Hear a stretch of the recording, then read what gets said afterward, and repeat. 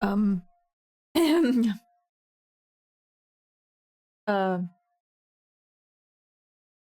I'm looking. Is it this one? Oh, nice! Sweet. Okay. Oh, this isn't connected either. Ah! I was unprepared. This program is brought to you by the following sponsors. Marie? The strong Who put Marie in here? Of the weak disappear. Tonight, we will witness Persona 4 Arena.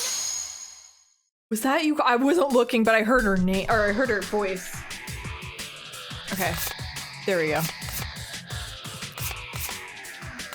Please no Marie. Okay, we're good, we're good. Nothing to see here. Yukari, where are you? Okay, my hands are kind of sticky from the sandwich I was eating. Hold on. Let's get into what I'm supposed to be doing. Wait. Where's Ultimax? Was it episode P4? Because that was a... Oh yeah. That's Ultimax. Episode P4. Oh! Okay, don't just drop me into it. Ooh. Ooh. Okay, I'll be right back. Let me just wash my hands real quick.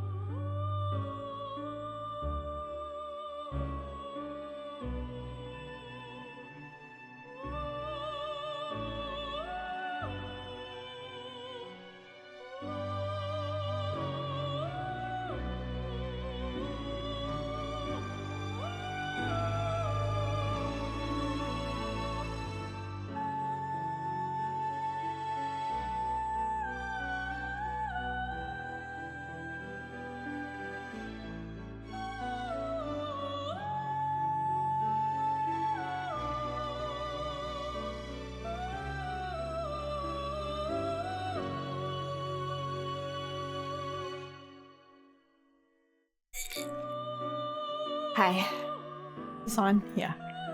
Okay, are you ready? Am I recording? I am. Nice. Okay. Is everything squared away? I can't believe we're back! We're back! It's time for fanfic part 2. Uh-oh. Oh. There we go. Oh. Surprise So Goofy. you will not require our assistance. Is that correct? Why does Margaret have a different voice? Who's she? Thank you for the 5 gifted subs. What are you doing? You already gifted 10. I'm cutting you off. Thank you for the 5 though. That's really nice. Thank you for sacrificing Goofy for the oh, here we go. For the greater good. I'm like, what is so tangled up? There we go. Thank you. Anyone who's gifted a sub, welcome.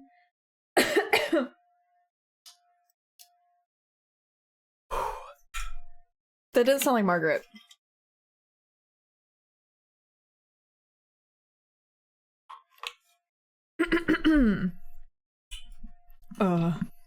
Very well. In that case, there is nothing more to be said. That is not Igor!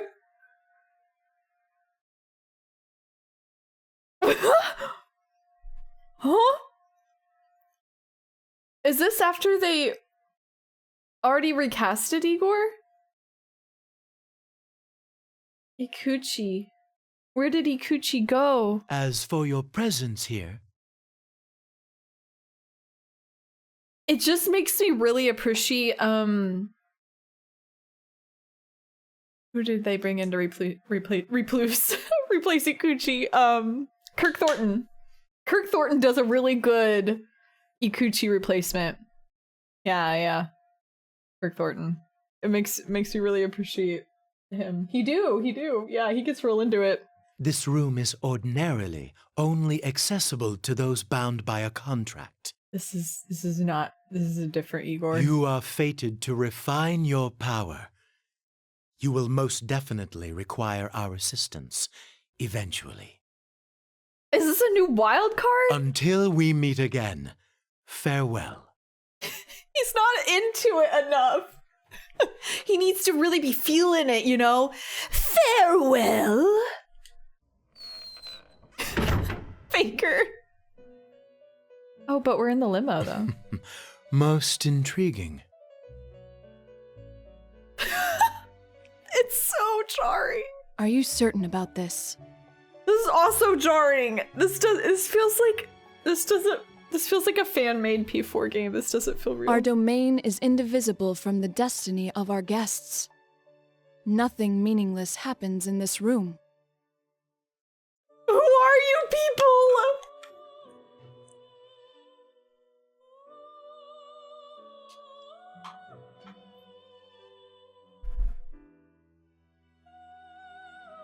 I looked it up and it's Junpei's oh. So I was trying to restrain myself because I never want to like put down someone's performance. It's more of like, oh, that doesn't quite fit the character, but I never want to like slander a performance, right? That one's okay. Terrible, Igor! Terrible! Get him out! Boo! No! No, where's my boo button? Where is it? Boo! Get Vic out of there. Who gave him this role? No! Which can only mean that the fate of our visitor just now will be... Yeah, that one's 100% okay. Margaret? Pardon. I spoke out of turn. We are only allowed to watch over and assist those guests who are bound by the terms of the contract. Indeed. What's happening? So, the young man Yu Narukami is tied to our recent guest's fate. I wonder what fate, or rather, encounter will await him. Yu Narukami. Now that's a guest who never ceases to amaze.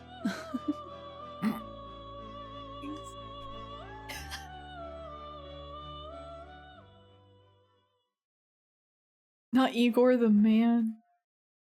Igor in the truck.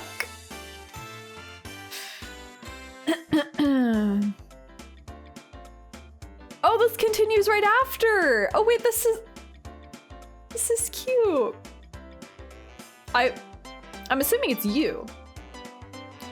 It's May 5th, the day after we saw Labris and the Shadow Operatives off. We're in the corner of the chaotic as usual Junes food court.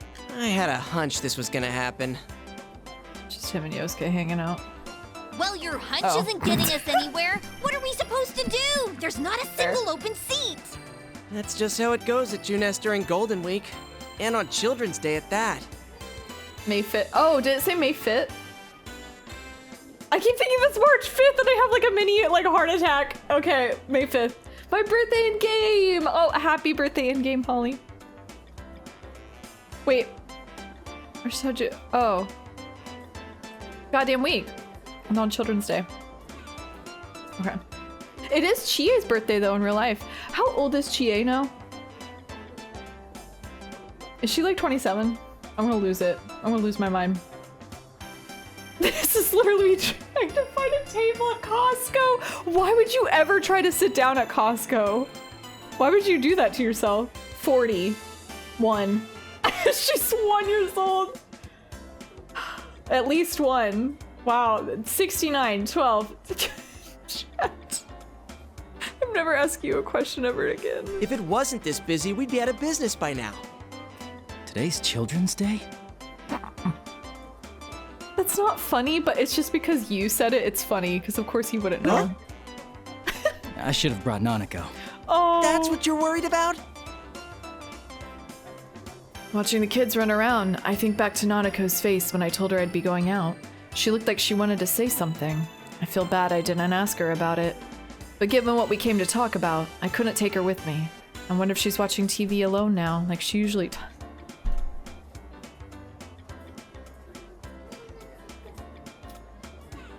How come Dojima had a whole arc about paying more attention to Nanako, and then in the spin-offs he's just reverted? To be fair, he actually reverts at the end of the game. I don't think he ever truly... The arc goes back. Me when I leave my cat alone, stop! What if she's watching the TV alone again? Ooh, pomegranate, my favorite fruit. Wait, are you doing that at your desk? I need to like... Okay, I'm about to make a reference, and I know you haven't seen the show, Nixie. For anyone who's watched Dexter, this is a really morbid reference. You know when he covers the room in all the saran wrap before he kills someone? I have to do that, but for my kitchen when I rip into a pomegranate. Because it's so messy. I mean, it's everything. I will stain my shirt. It's so bad. Anyways. It's P4, the arcs don't always stick. You said it. Not me. Oh, the other Dexter. Yeah, not to be confused with Dexter's Laboratory. I have a big bowl and a towel. You were truly raw dogging that pomegranate opening, aren't you? It's very impressive. And near the electronics, oh man, living life on the edge. Yo, senpai, I got us some seats. Ooh, good job, Kanji. That's pretty impressive, Kanji. Especially for you. We didn't see his human form in Arena. I forgot. Damn it, Ted. Leave the especially for you part out next time. All right, break it up. No fighting, guys. I sure missed him grabbing my car keys. Let's go, Yukun. Time to get the limo. Right. Wait. Oh, I don't have it on my...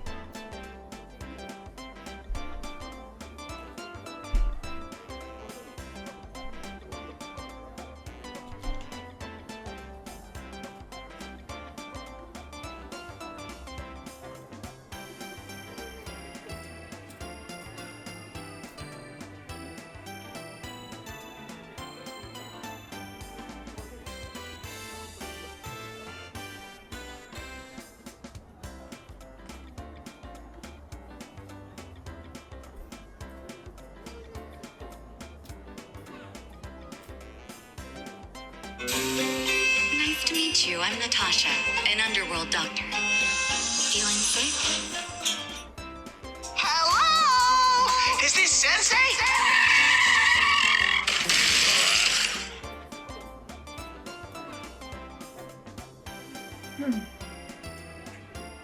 Anyways, like I was saying earlier, she haunts me everywhere I go. Hi, my name's Natasha, an underworld doctor.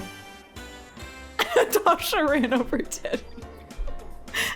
Dude, what are the odds? I mean, she's always around, so... With Yukiko spurring us on. I can't believe Natasha killed Teddy, holy shit. We moved to the seats Kanji saved. There's a table for 4 with 6 chairs he found somewhere. And after waiting for everyone to be seated, Yosuke clears his throat as if to drive away all the noise. So it's a great day out and, This is so awkward. What is this energy? Is that like Elizabeth Maxwell? Is that who voices Sai? Because I think it is. My controller died. Dude, I don't think this is the time for that. It's back. well, how else should I start off? Look at the size of this crowd. I'd say I made the right call showing up like this.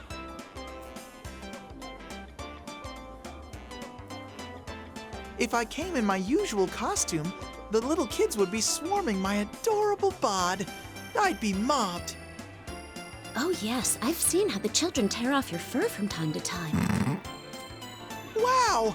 Are you being nice to me, Yuki-chan? Has our love finally blossomed? Huh? Of course it hasn't. Shot down as always.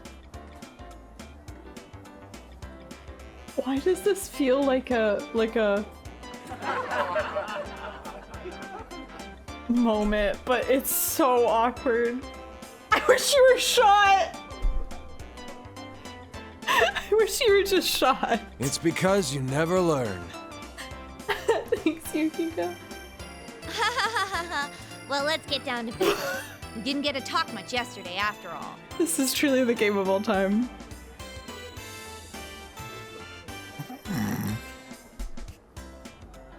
You nodded, Chie. We gathered here yesterday after seeing Labras off, but there wasn't time to calm down and talk about what happened. In the end, we agreed to leave the details to tomorrow. Why did I say it like that? To tomorrow, which is now today. Thanks, you. He's very, I forgot how wordy he is. He makes up for not talking as much during the original game. It's the cat. Don't worry about the crowd. Let's start the investigation team meeting anyway. Yeah, though we are missing 2 people. Naoto! It's just not the same without our full roster of pretty girls. How come everything he says is offensive? Like every single thing. Like it's a 100 to 0 ratio. Oh, not only Rise-chan, but Nao-chan couldn't be here either. Well, it's not like the other day where we just lost contact with Rise. Mm-hmm. She seems really busy. She said she had work during the holidays too. At least we got to talk to her yesterday. Yeah, Nato-kun's job is keeping her busy too. I guess it's the same old for them. Nato-kun knew things about what happened that not even we did. Yeah, she's the best. Apparently she knew about Mitsuru-san and her friends from the start. Thanks to her, though, we got some good information. I love this recap. Get a job, stay away from her. Well then, let's get everyone up to speed on what happened using that info. Yosuke's right. So much has happened these past few days that none of us has a good grasp on it all. We need to sort through what we've learned again. What was it that started it all? Midnight Channel again, I guess. I thought I was dreaming for a good chunk of it, so it's not really hitting me. The Midnight Channel, that TV world we helped to restore peace in, ended up being used by someone else in the Labras incident. Oh, here we go. We're getting a full recap. Oh god. Are we have to repeat this for every character? Maybe. Bringing this one back.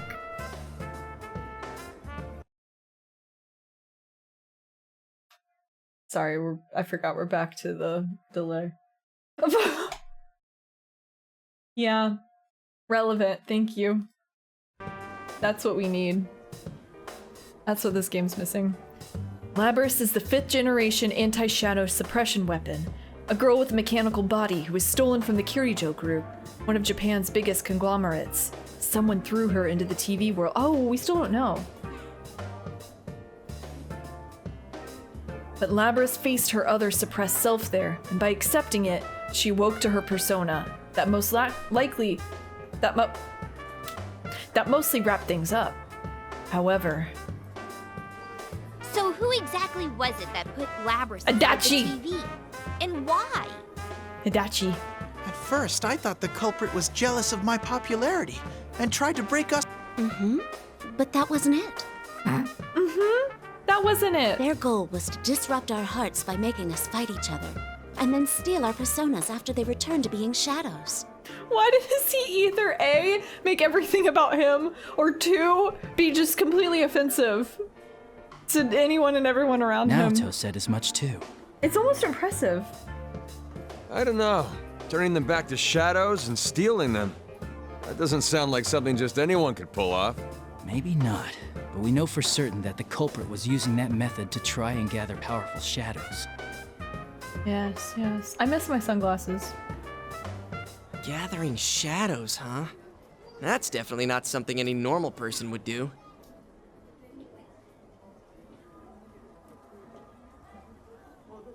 Who would gather shadows?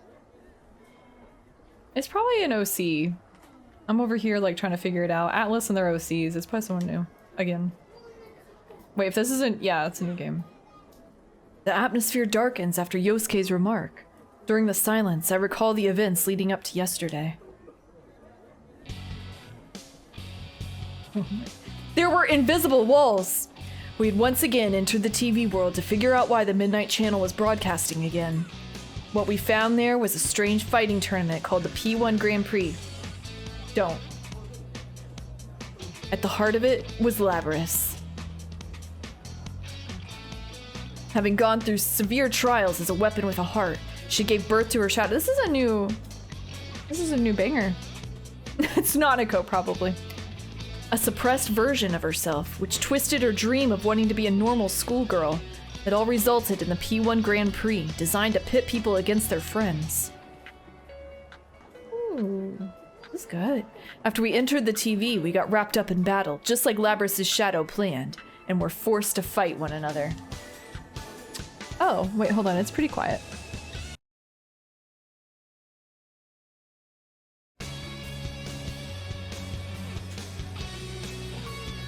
But we also met members of a mysterious organization known as the Shadow Operatives, who were in search of Labrys and their leader Mitsuru Kirijo, who's CEO of the Kirijo Group. It was with their help that we conquered the tournament. Oh, P3. They were using the power of personas before we were. This music! It was reassuring, in a way, to meet people who deal with shadows day in and day out. But the case isn't over yet. We couldn't figure out why the culprit put Labrys in the TV to begin with. We don't even know who did it. Mitsuru-san and her people seem to have some idea, but that doesn't mean we can't ignore what happened in our town. So we made the decision to investigate the case on our own, too. That reminds me. How are things inside the TV? The thought suddenly crosses my mind, so I asked Teddy. After we settled the first case, the TV world turned into a beautiful place. But it wasn't that way anymore during the P1 Grand Prix. I wonder what happened there after we saved Labrys. Still the same. It should go back to normal eventually, but the P1 Grand Prix had such an effect that it's still noisy there.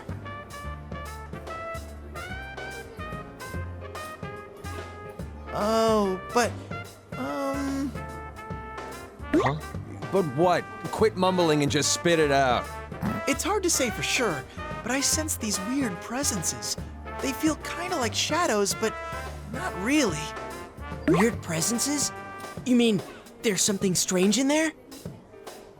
I don't really know. This song's so nostalgic. It's making me think about the beginning of P4.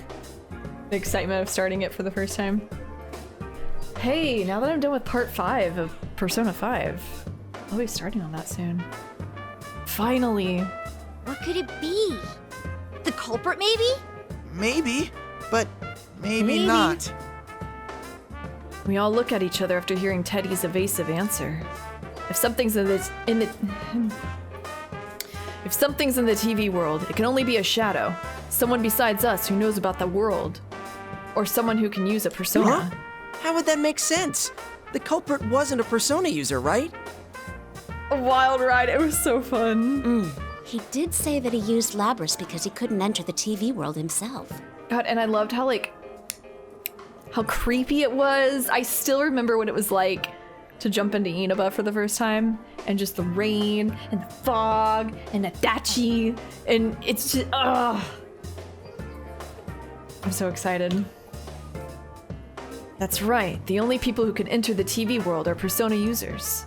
For a normal person to get in, they would have to enter alongside a persona user. If someone who doesn't have a persona falls in, for whatever reason, they're in serious danger. Either the shadow's already dwelling there, or their own shadow might end up killing them. So, wouldn't that mean this weird thing Ted's talking about can't be our bad guy? Or maybe the culprit can shove people into a TV even though he's not a persona user. Kanji. I can understand Kanji's doubts, but unfortunately, we don't have enough information right now to say either way. There's one more thing that bothers me. What is it? It's something Naoto said. I tell everyone what Naoto left me with yesterday. She said that when Mitsuru-san's plane was hijacked as a diversion from Labrys' kidnapping, the hijackers had no memory of their actions. They might have been brainwashed or hypnotized, but either way, it couldn't have been done by a normal person. There's so much we don't know. Thanks for hanging. But no matter what the culprit was trying to do, if he was after us in the TV world, I doubt this case will wrap itself up. I agree. Oh, then does that mean...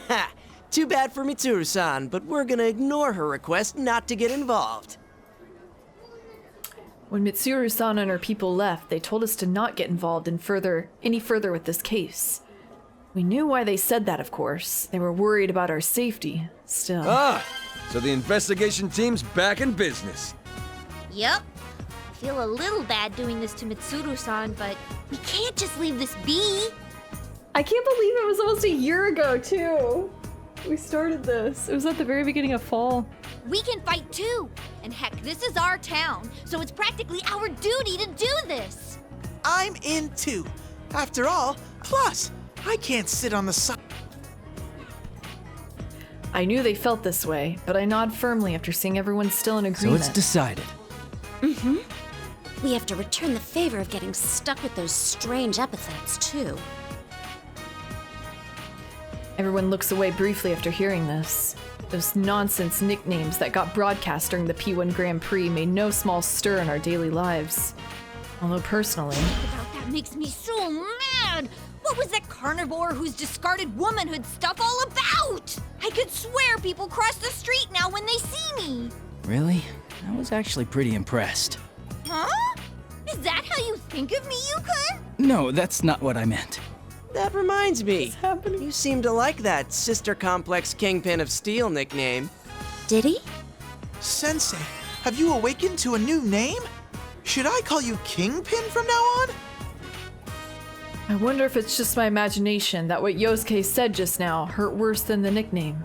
All I meant was that those nicknames weren't that bad. Still, I admit, I was honestly impressed at how precise those taunts were in striking each of our hang-ups. This sure has turned out to be some Golden Week. And after you took the time to come see us, too. Spider-Man? No kidding. Shit got stirred up the day you came back, like someone planned it that way. Everyone nods at Kanji's words. Everyone except Yosuke. Unlike the others, he just shoots me a slightly bleak glance. I know what it means, but I'll let him say it. That actually does still bother me a bit. What do you mean? Oh, I guess the timing? It's like whoever did this was waiting for you to come back. I agree with him. The incident with Labras happened right when I returned to Inaba for Golden Week.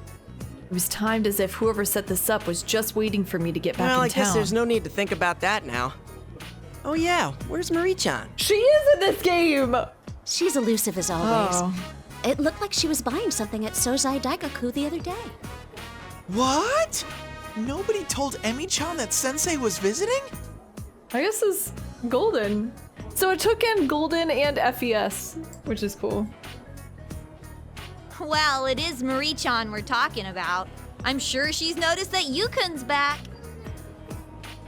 Marie. She was another one involved in the first case we solved here in Inaba. We helped her regain her lost memories, and now she protects this town as a minor... Sorry, I had a hiccup, but also as a minor goddess who supports the townspeople here. Huh?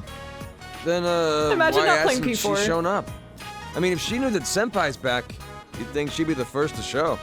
And then reading that. Marie coming back was predetermined the moment you pulled out the shirt from Hot Topic. Holy shit. I'm repping her brand right now. She knew. Oh my, it's almost... I even got her stripes. What the? Where'd that lightning come from all of a sudden? Ooh. They never had a thunderstorm. Or did they? Oh wait, no, it was thunder. Whoa, look at those insane rain clouds. It's gonna start pouring soon for sure. Ooh. I like the ASMR.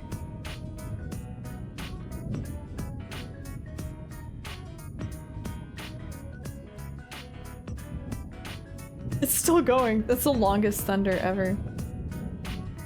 That's when I noticed that the thick crowd of customers here has gotten pretty sparse. As if following the families hurrying back inside, we also get up from our seats. The weather report has been way off the mark lately. Oh, sorry, that's mine. Hello? Ah, Kasai-san. It's a constant rumble. We move away from Yukiko a little to give her some space to talk. That reminds me, Labras is a robot, right? Would she rust if she got caught out in the rain? It never rained in Persona 3. Nah, I doubt it. The Kirijo group developed her after all, and they wouldn't be that cheap. Mid-chan's group sure is amazing. Her stuff is way better than Junes brand electronics. Not the nickname. Oh my god. Imagine nicknaming Mitsuru without her permission. Shut up! And don't go dissing your own employer. Wait, is that what he was talking about? Was he talking about Mitsuru? No way. As Yosuke and Teddy snipe at each other, Chie gazes up to the cloudy sky. When she notices me looking at her, she shakes her head, telling me not to worry. Labris is with Mitsuru-san and her friends, right? I wonder how she's doing. After the P1 Grand Prix, Labris joined Mitsuru-san's shadow operatives, since she has a persona now. Even as we speak, she and her companions are probably chasing the culprit who threw her into the TV. Don't worry, I'm sure she's doing fine. If all goes well, we'll see her again in no time.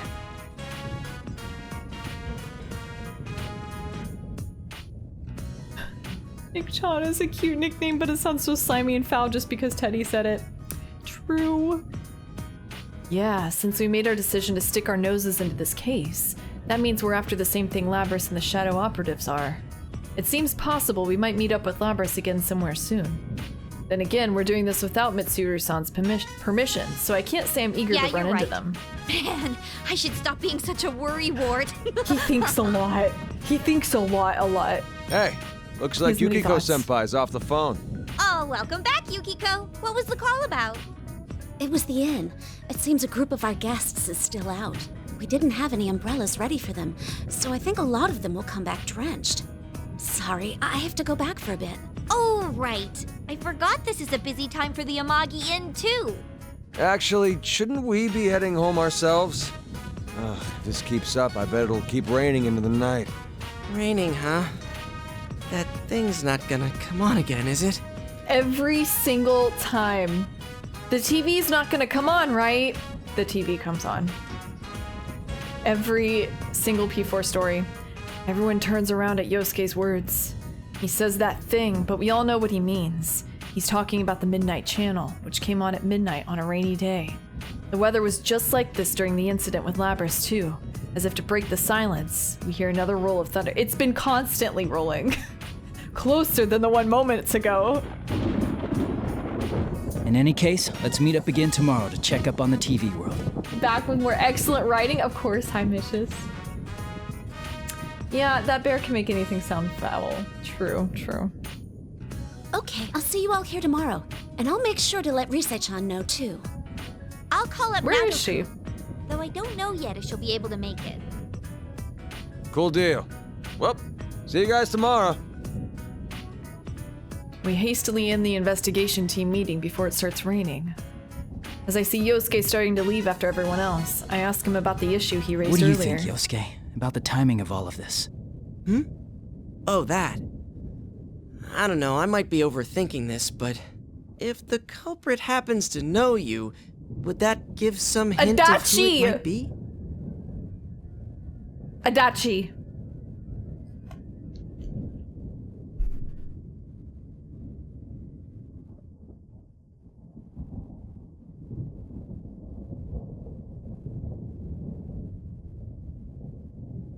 Adachi.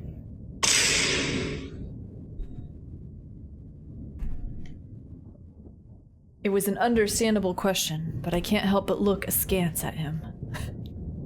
If the culprit had investigated me, of course he'd know something about me, but not my plan to stay in Inaba during Golden Week. Why everyone suspects him? Why?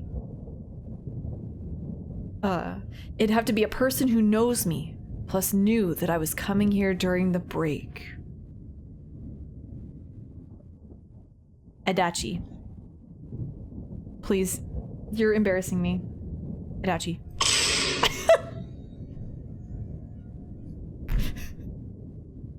Is there anyone who'd know all that? Adachi! I can't keep doing this every time, man. Adachi! Okay, I'm done. Is it possible that it could be Adachi? Adachi! I always said Yosuke was really smart. He should have been the leader. Well, for part of it. Adachi-san? Adachi? This time, I'm caught completely off guard, and all I can do is dully repeat the question. Adachi mentioned. Adachi real? Adachi.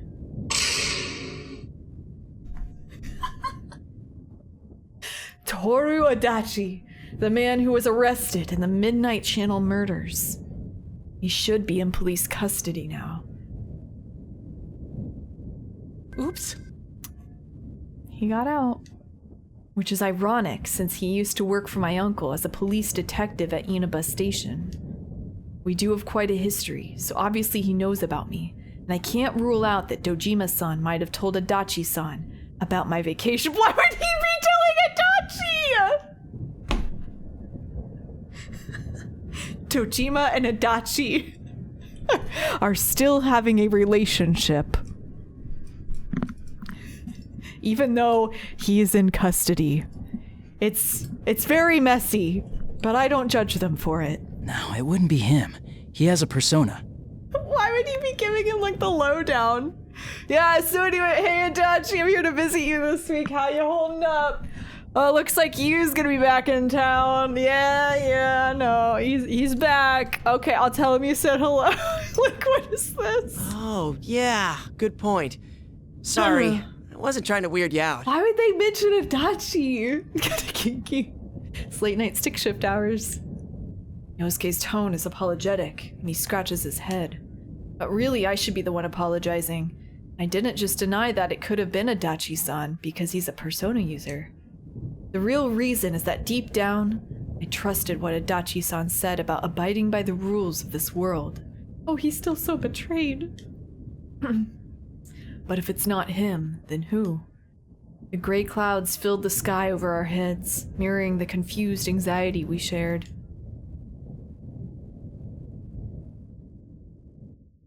Adachi.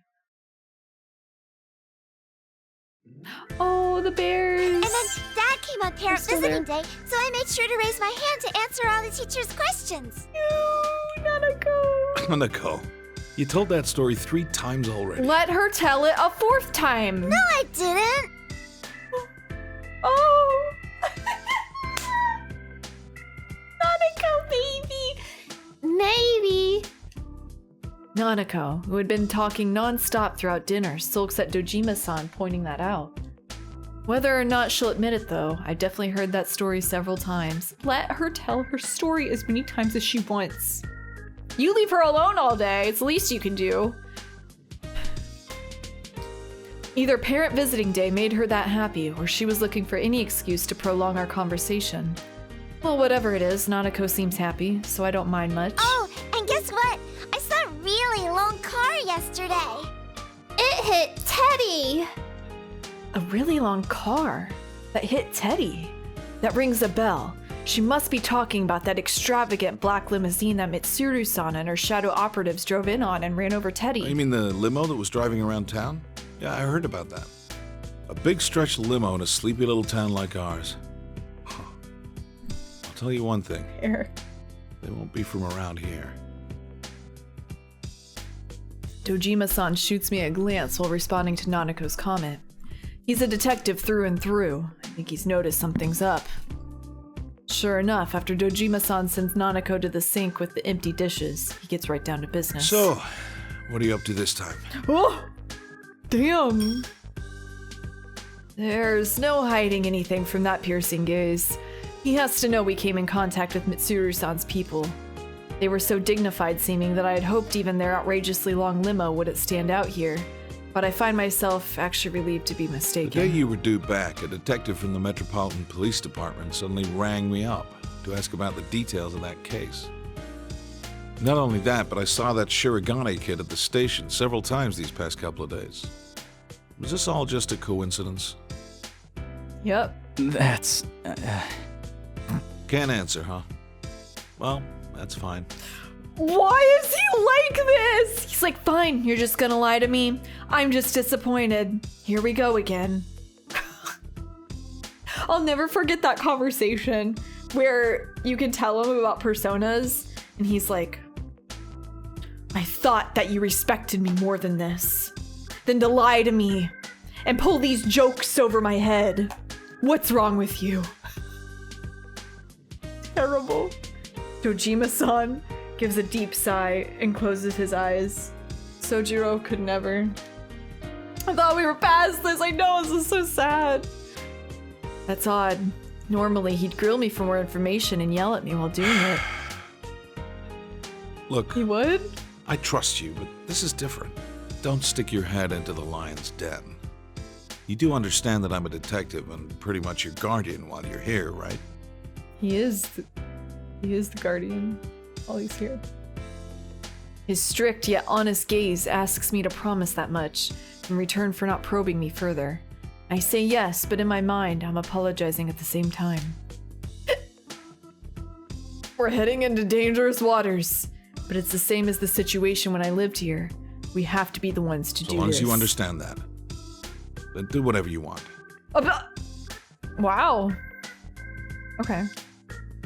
I can't help but smile at seeing Dojima-san look away and sigh. I'm sure that he has a million questions about everything I'm doing, but he's not asking them. It's because he trusts me. Hey, you're picking on Big Bro again, Dad. No. He's given up. Oh, that's almost worse. Oh, no, not at all. We were just talking. Really, Big Bro? Yeah, there's nothing to worry about. He's not going to arrest me this time. I'll always be on your side, okay?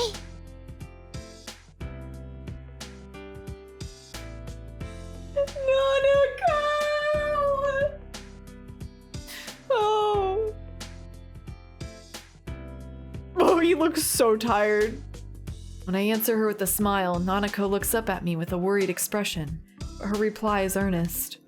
Out of the corner of my eye, I can see Dojima-san looking uncomfortable. I can't help but laugh again. That conversation felt so weird. Like, it made me feel sad. Dojima.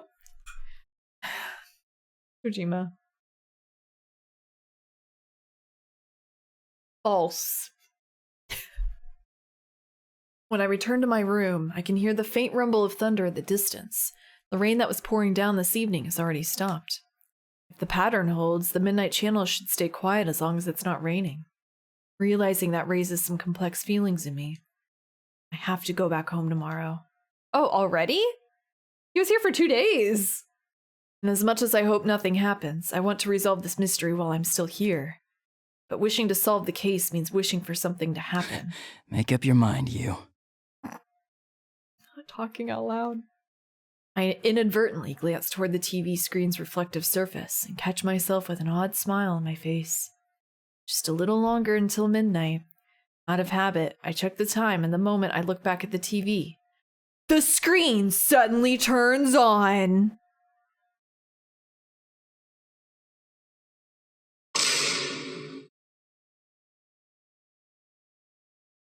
No way!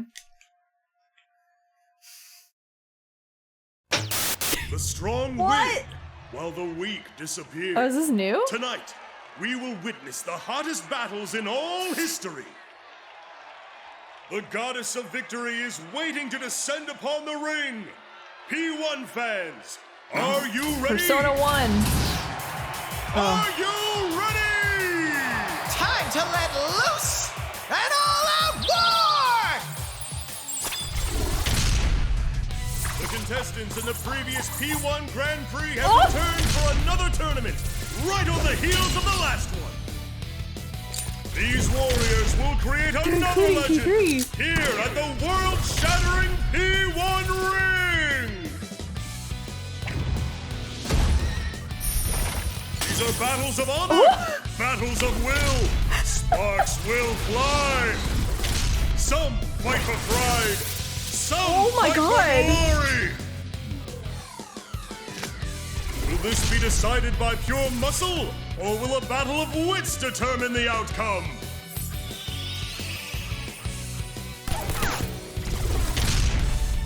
There she is! Things are heating up!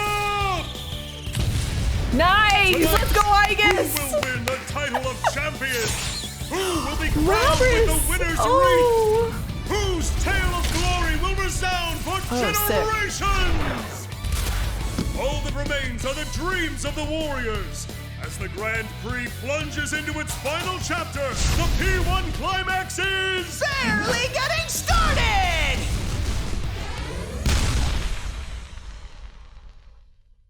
Oh, that was neat. That was cool. They put the P3 cast in there. Oh, it's still animated. Did you see that? What the hell? Hello? That was scary. Hey. He has him on speed dial to call him immediately. Oh. Adachi.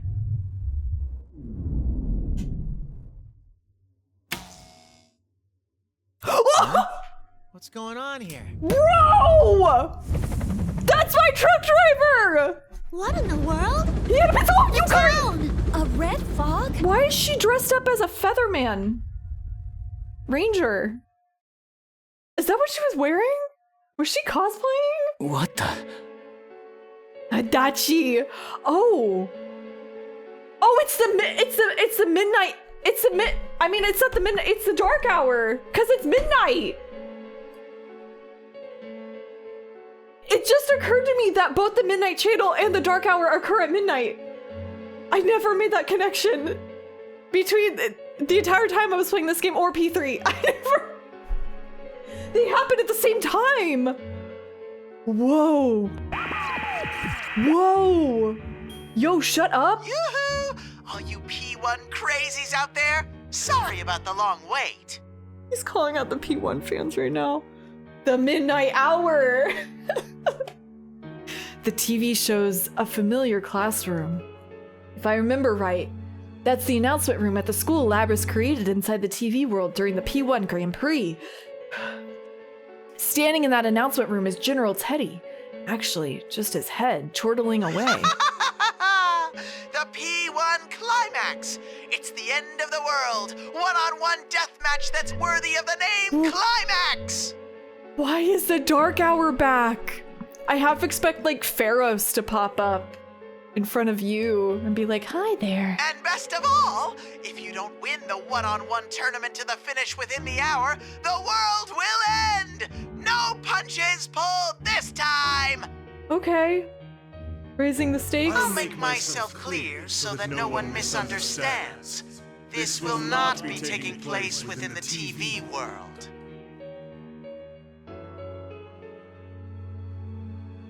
That was an Adachi. I don't know who that was. Is it taking place during the dark hour? It will, in fact, take place in the reality which you occupy. Enjoy it while you can. Okay. It's P3's time. Let's go. Alrighty then. Time to show off how that special stage is going.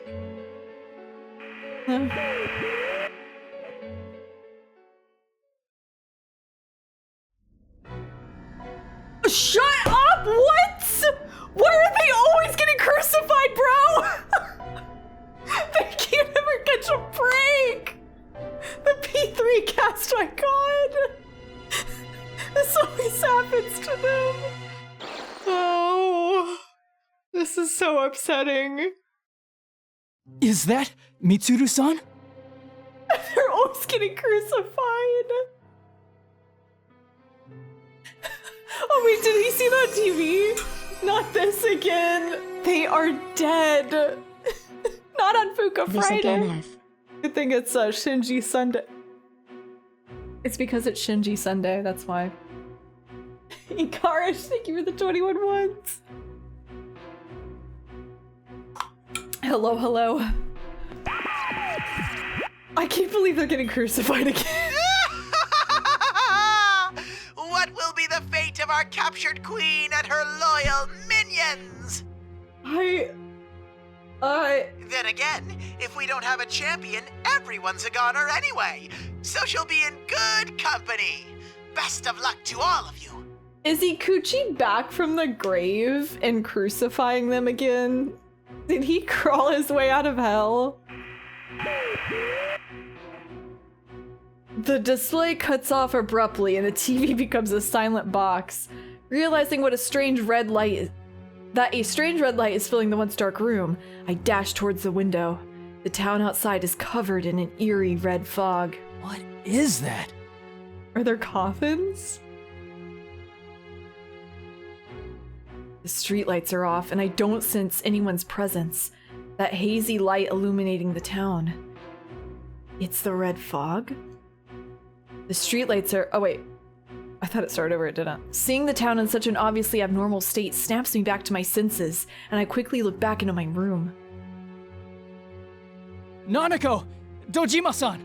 This is so weird to see in the P4 world. No one answers. I rush down the stairs and check all the rooms, but no matter how hard I look, the two who live here are nowhere to be found. Why would you say the two who live here? That's some fanfiction quality writing where you say the blonde. It's like, okay, you just don't want to use their name again. What in the world is going on here? The P1 climax? Are Mitsuru-san and her people really captives? And worst of all, this isn't the TV world. Is this really still the real world? If so, what's happened to the townspeople? A wave of confusion and fear crashes over me as I sort through the information at hand. My cell phone won't even turn on, like it's suddenly broken. The silver-haired youth. It's happening again. Junes Food Court. That's right. Whenever we had a case, that's where we'd always gather. If Yosuke, Chie, and Yukiko have noticed this too, then they'll definitely be headed there. Teddy should be with Yosuke, so there's no need to worry about him. Kanji, though, he might head straight into the TV. Give him a little credit. I chuckled to myself at that thought, a rare moment of humor in this looming crisis. Not you internally. Ah, yes, a moment of levity.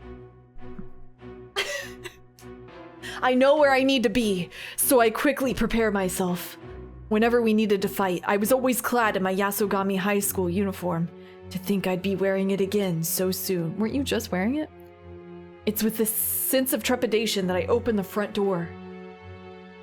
It makes him feel brave. He's silently laughing at his own jokes. To be continued! Oh. Oh. No. I mean, these seem interesting, but I don't want it to be continued. Oh.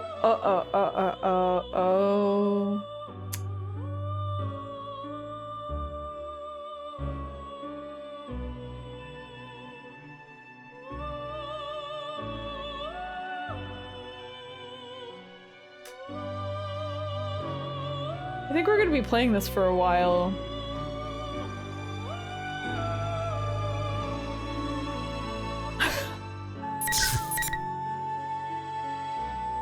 We may be here for a while. We're in it now. Yeah, we sure are. Zelda.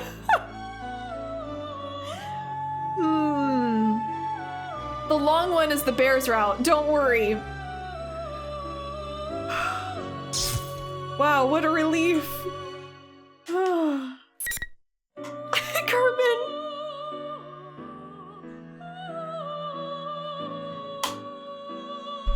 Well, I'm going Naruto.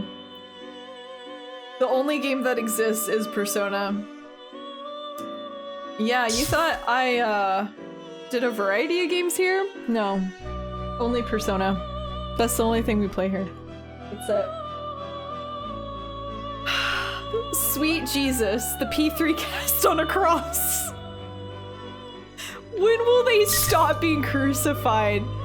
Like, most people are not crucified once in their life, let alone twice. I don't know. That seems really unlucky.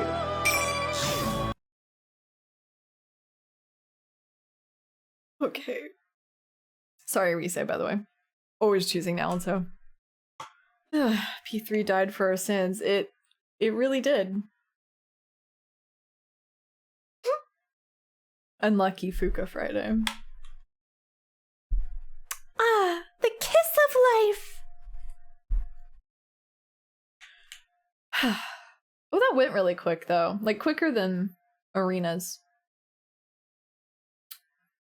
What are other games?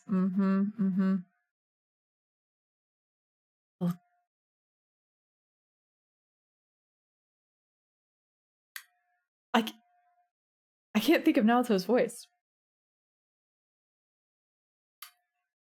It's all Chad in my brain. The clock's ticking echoes throughout the room, and I look up from the file I hold.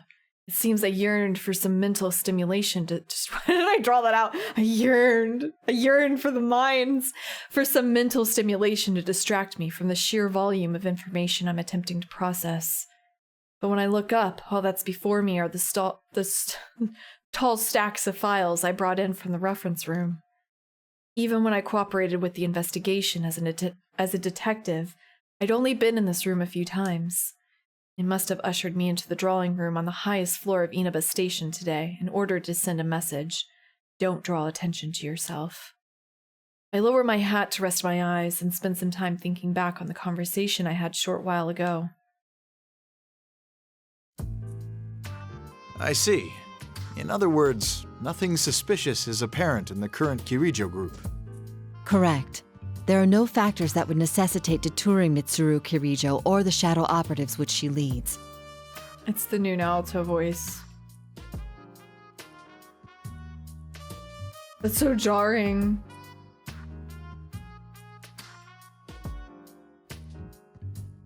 Anyways, Zenkichi. The man holding my report fell silent, pondering something. His reaction shows that he most likely foresaw what sort of report I'd hand in. The well-dressed man before me belongs to the National Police Agency Security Bureau, Security Planning Division, or in brief form, PubSec. It was he who requested the undercover investigation into Mitsuru-san's shadow operatives. Mitsuru Kirijo seemed to have some idea who stole her cargo, yes? She did indeed. To begin with, the culprit knew the contents of the cargo which even Miss Kirijo herself did not fully understand. This is so loud. Why is it so loud? Hold on, I'm gonna turn it down for you a little bit. It's like they bumped up the gain here.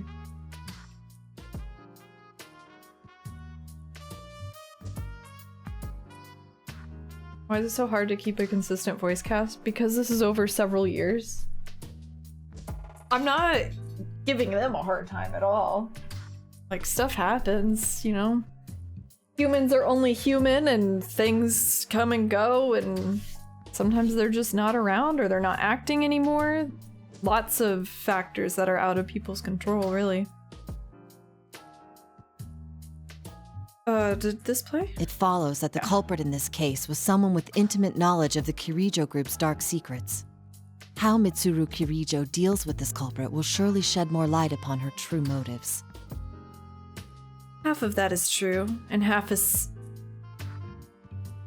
sophistry. I need to discover the trump card that PubSec is hiding. For most likely,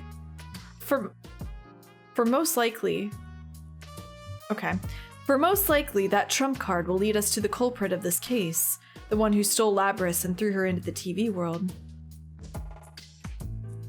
Sophistry. Yeah, there's a new word.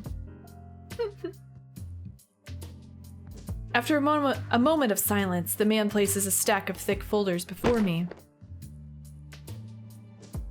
If he had prepared this in advance, that means he was weighing his options. He knows of my intentions, yet he must have made the decision that what they stand to gain is worth the risk. Report to us again when you find out more. I forgot how hard this is to read on the spectrum. With that, the man leaves the room. It seems my gamble paid off. Whether I find out more or not, it's certain that something will happen.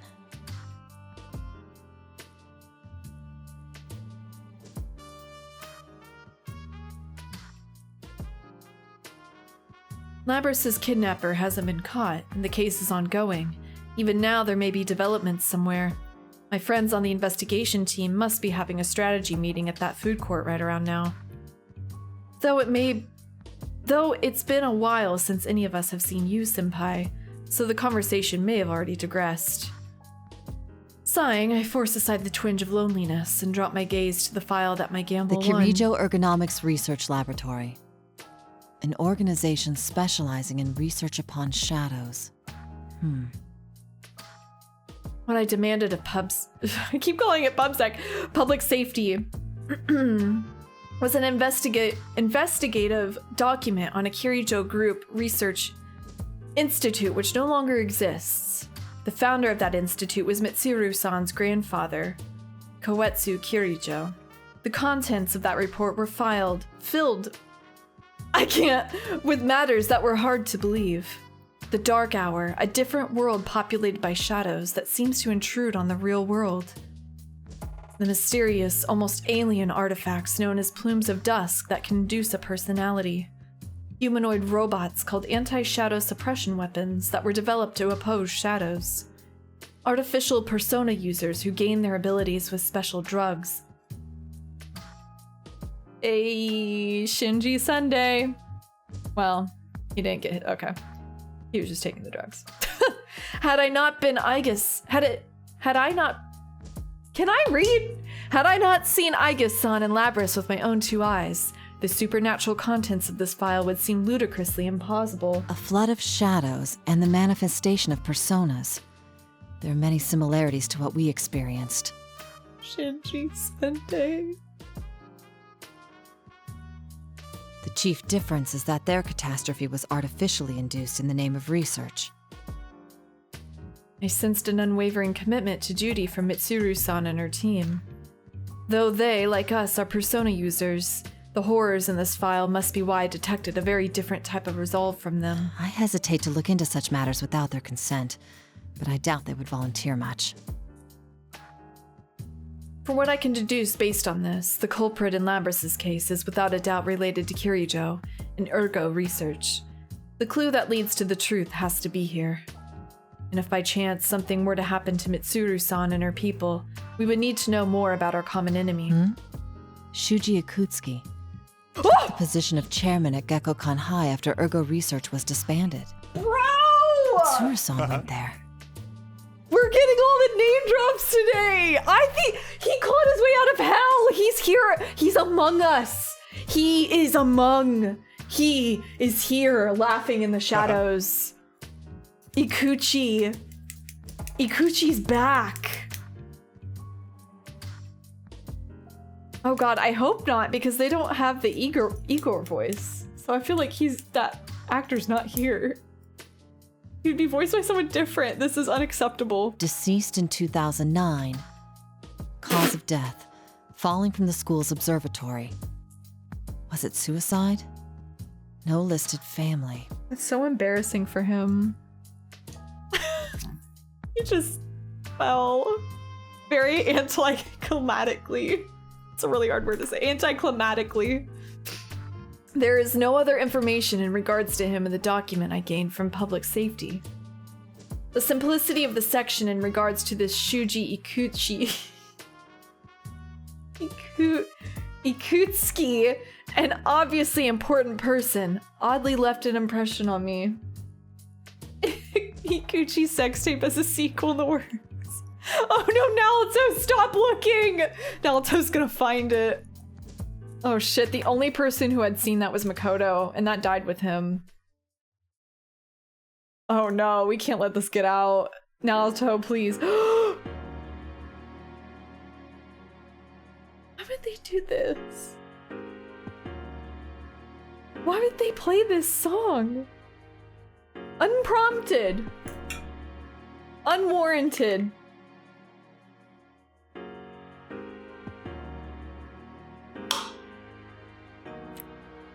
This game is all about just like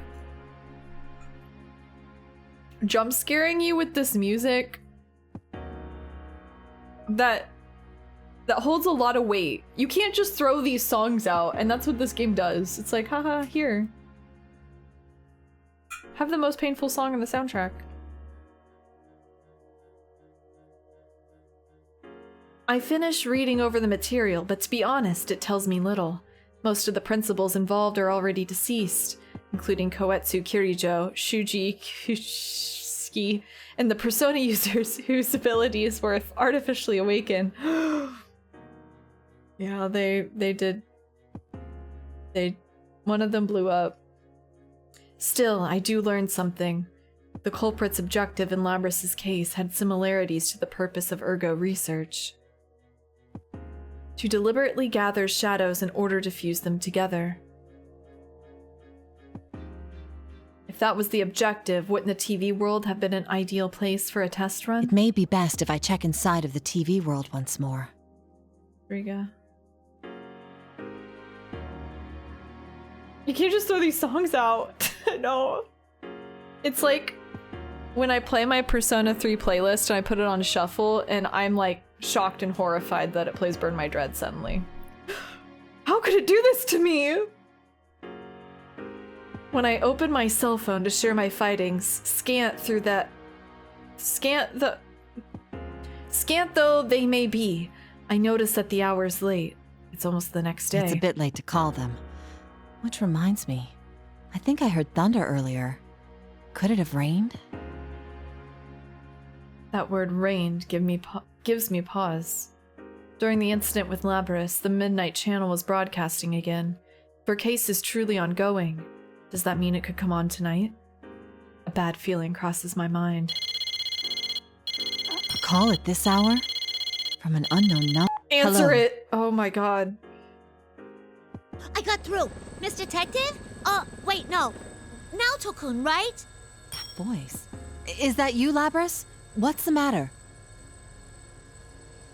Labrys has the same voice? Listen up, because we got a big problem. Mitsuru-san and the others were on their way to Inaba, but they've gone missing. Crucified! Missing? So we were gonna go look for them. They're dead! These weird guys came barging into the Shadow Operatives lab. I'm the only one who got out. Oh my god, Labrys having flashbacks, good god. This is terrible. The Shadow Operatives research lab was attacked. Could it be the enemy? The enemy! No, that's not it. This is most Labrys, likely. Calm down. Can you describe anything unique about the people who invaded your headquarters? Unique? They came in a big group. They wore suits. They showed this paper-looking thing, and they said something about an investigation. I love Labrys. Just as I thought, public safety. I had my suspicions, but there can be no mistake.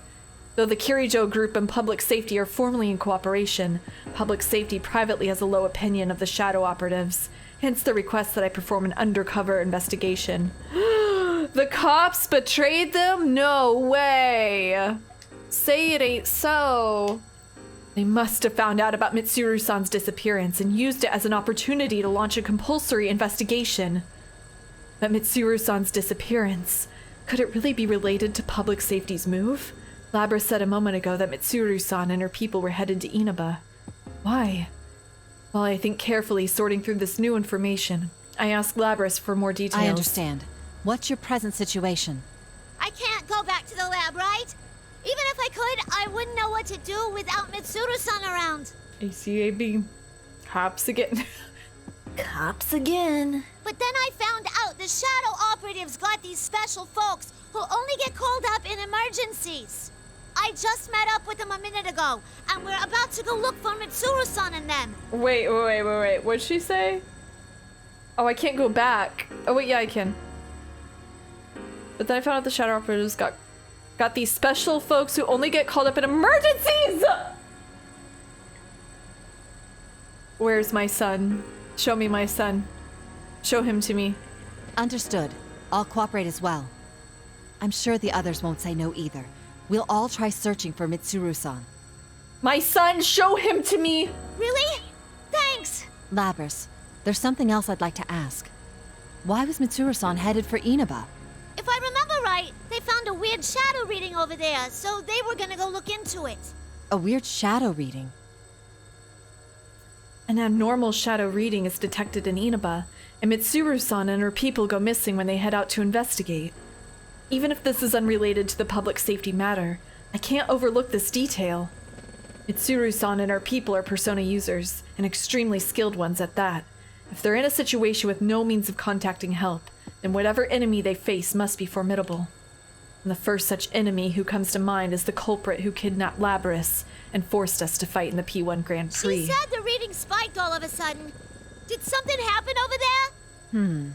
Nothing springs to mind. Oh, sorry, hold on a moment. I'll take a hit with that dark hour. I checked the clock on the wall of the drawing room. It's almost midnight. There was an abnormal shadow reading. The Midnight Channel could be involved. I need to find a room with the TV. I'm sorry, but let's continue this on the move. We should meet up at the very least.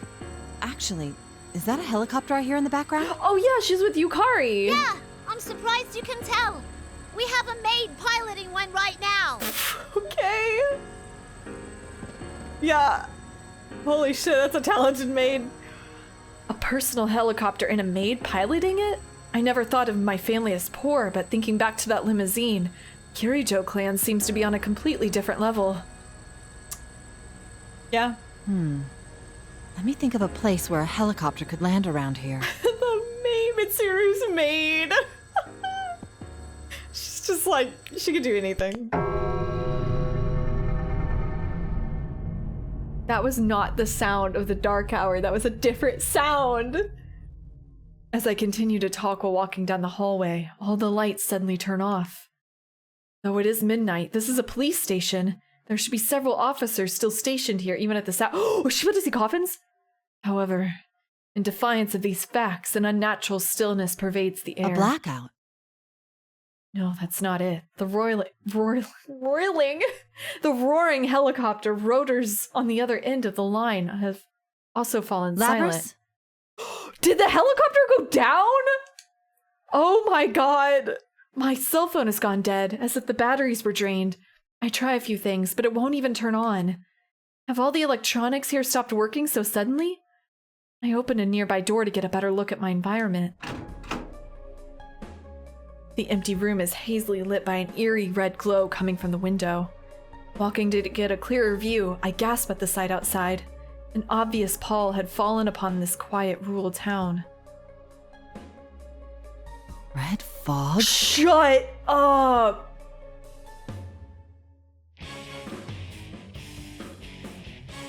Is that... Why? Makoto did not die for this! For it to be brought back! Seeing the town enveloped in fog, I can't help but remember last year's case. That is eerie. And an Inaba too? Oh, that's so weird. With the foreboding feeling that the situation has taken a turn for the worse, I quickly leave the strangely empty Inaba station. Why would this happen? Makoto's up there just shaking his head. Actually, he's stuck to a door. Stuck to a door and probably can't see much of anything because his soul's in purgatory. I'm sorry.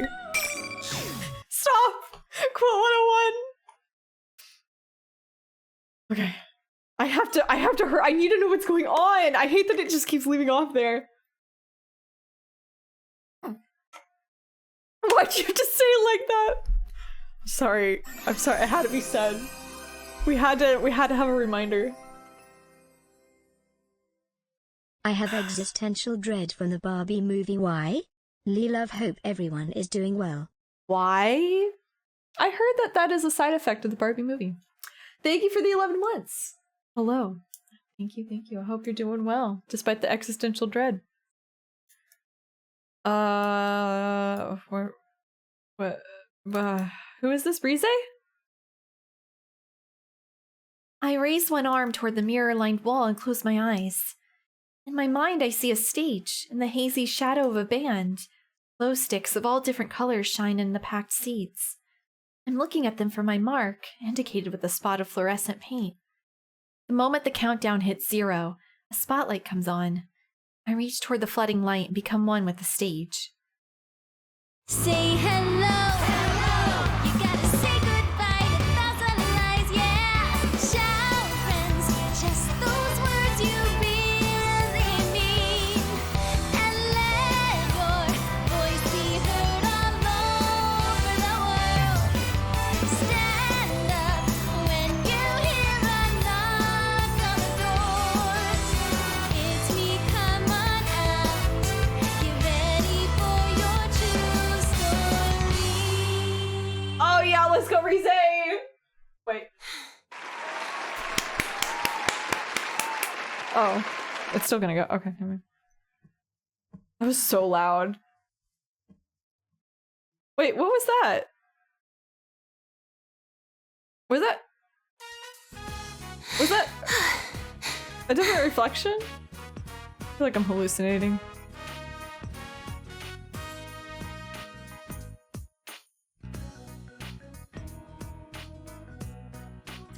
As I calm my breathing and look toward the clock to check how long the performance took me, I see where its two hands are pointing, jolting me back to reality in a hurry. Oh, crap! I didn't take my bike today. I wonder if I can make the last train. It's still Laura Bailey. Night, everyone! I'm off for today.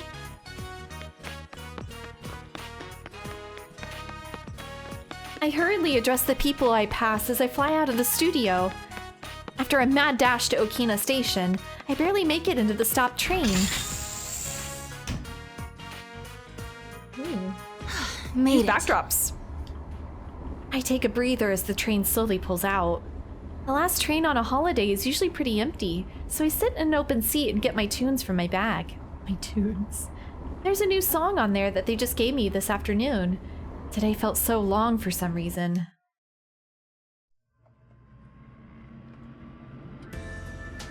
It's gotten a lot later than we expected. Are you still okay on time?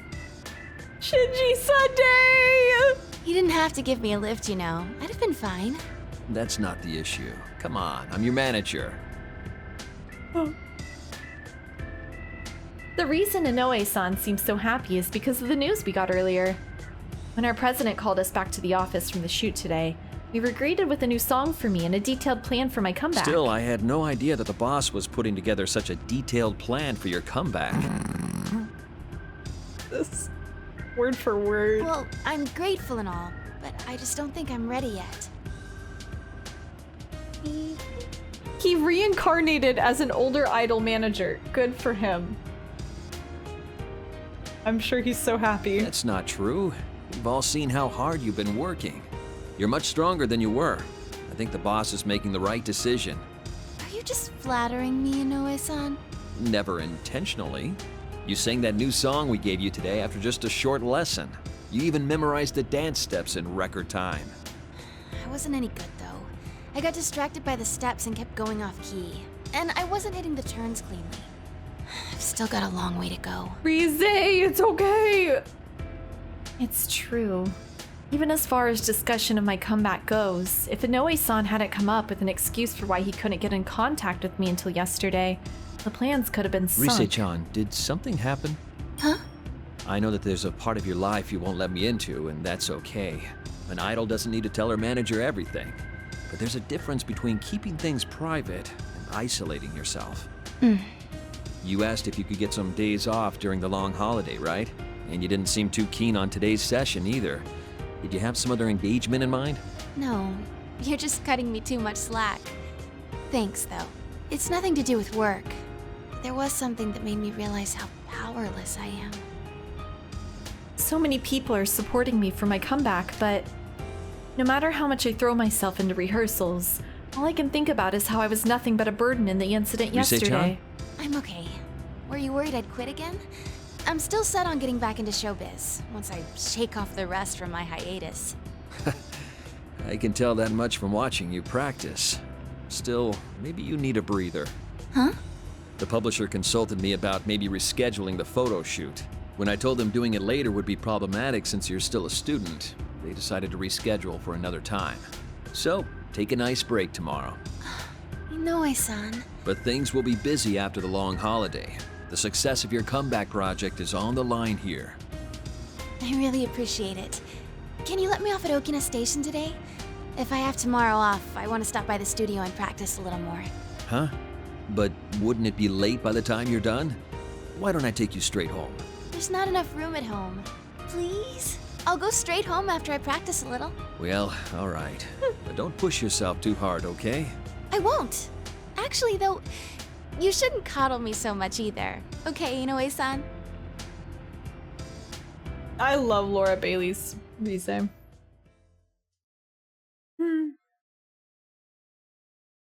She's doing that poster. Yeah. The one in P5. Sapphire. Right? Sapphire. Hi, Nelly. Thank you for the 1 year. Hello, hello. Thanks for subbing for so long. I hope you're doing well.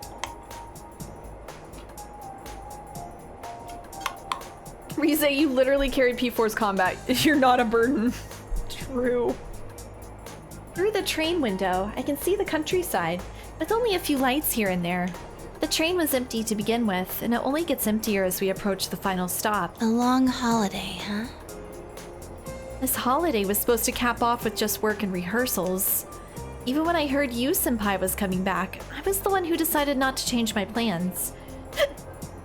When I told the others, they said stuff like, oh, well, work's work, and hang in there. Hang in there!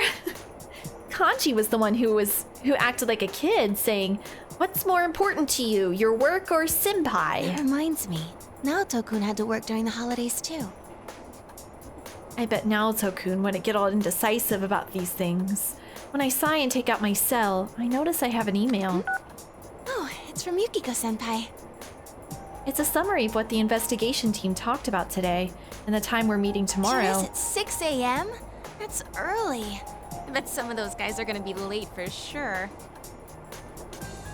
6 a.m. of their own accord? They just wanted to do that? I laugh, but it quickly turns into a sigh. I have tomorrow off thanks to Inoue-san. And while I'm happy I get to see everyone, I'm a little bummed out too. I couldn't do anything during that incident. I don't remember anything else about that day after I finished shopping for dinner at Junes. When I came to, I was already in the announcement room in the TV world, under the surveillance of General Teddy. In the end, it turned out that General Teddy was Labras's shadow taking on Teddy's form. The shadow was holding this event called the P1 Grand Prix, and forced my senpai to fight each other in it. Since I was captured, they used my voice and likeness to goad everyone into hurting each other. I thought I sounded cool saying I had work, but I got kidnapped, imprisoned, and watched them use my face and voice to confuse everyone. At this rate, I can barely face Senpai and the others. Oh. It's not your fault that you got AI generated! Rise!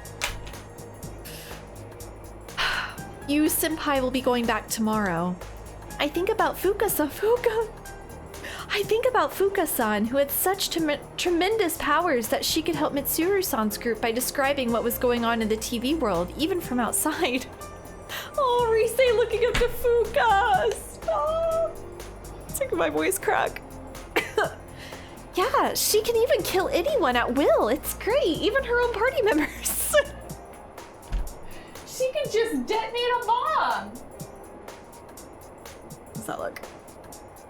I wish I could be that, you know. I wish I could kill my teammates. The next stop is Yaso Inaba. Uh-oh, this is gonna be very reminiscent. Yeah. I knew that they couldn't resist. Oh, God, that is nostalgic. What the? That was a weird place to cut the announcement off. All of a sudden, all the lights in the train turn off, and the train that had already begun to slow down to its last stop grinds to a halt. Oh no! A blackout? I look out the window to check. A huge moon dominates the sky. And in the direction the train was heading, there looks to be a giant red cocoon. Is that Bach? What is that? Inaba's that way. Turn around. There's no one in the train. They've all disappeared. The train car was pretty empty, but I'm positive I wasn't the only passenger before. They're not turning into coffins. No way. What's going on? Oh, right, my cell. Thinking I might be able to find something out if I contact someone, I look at the phone I'm still holding after checking my email. I'm thinking of Adachi in prison. Right now. I think I just killed a net. No, I didn't. Okay. I'm thinking of Adachi in prison, and everything turns red, right? And everyone disappears except for him. But it seems to have turned off by itself, since the screen remains black. No matter how many times I press the button, though, it won't turn on. It's broken? Of all the times. Guys, you senpai. Apart from the confusion, a sensation I know all too well starts to rise in me. Can't believe it, but there's no mistake. This feeling, it can't be.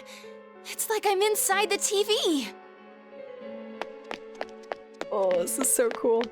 I'm moving before I can think twice. I yank open the door using the emergency lever and jump out onto the tracks. I begin running toward the Yaso Inaba train station. Now's not the time to stay and cower here. She's running. There she goes. Ugh! Okay, there's no one else.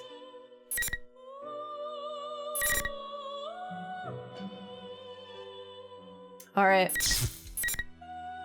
Oh shit. Oh, Teddy's there. Oh my god. Yup. Yup. Tiny Teddy. The mind of Yosuke, we're going back. And also Teddy. Prepare yourselves. We can only move forward. There you go. It's okay, we can do this. Once we're through, we're through. Well, I don't know, he could come back, I guess. It's fine. We can weather the storm. We can do this.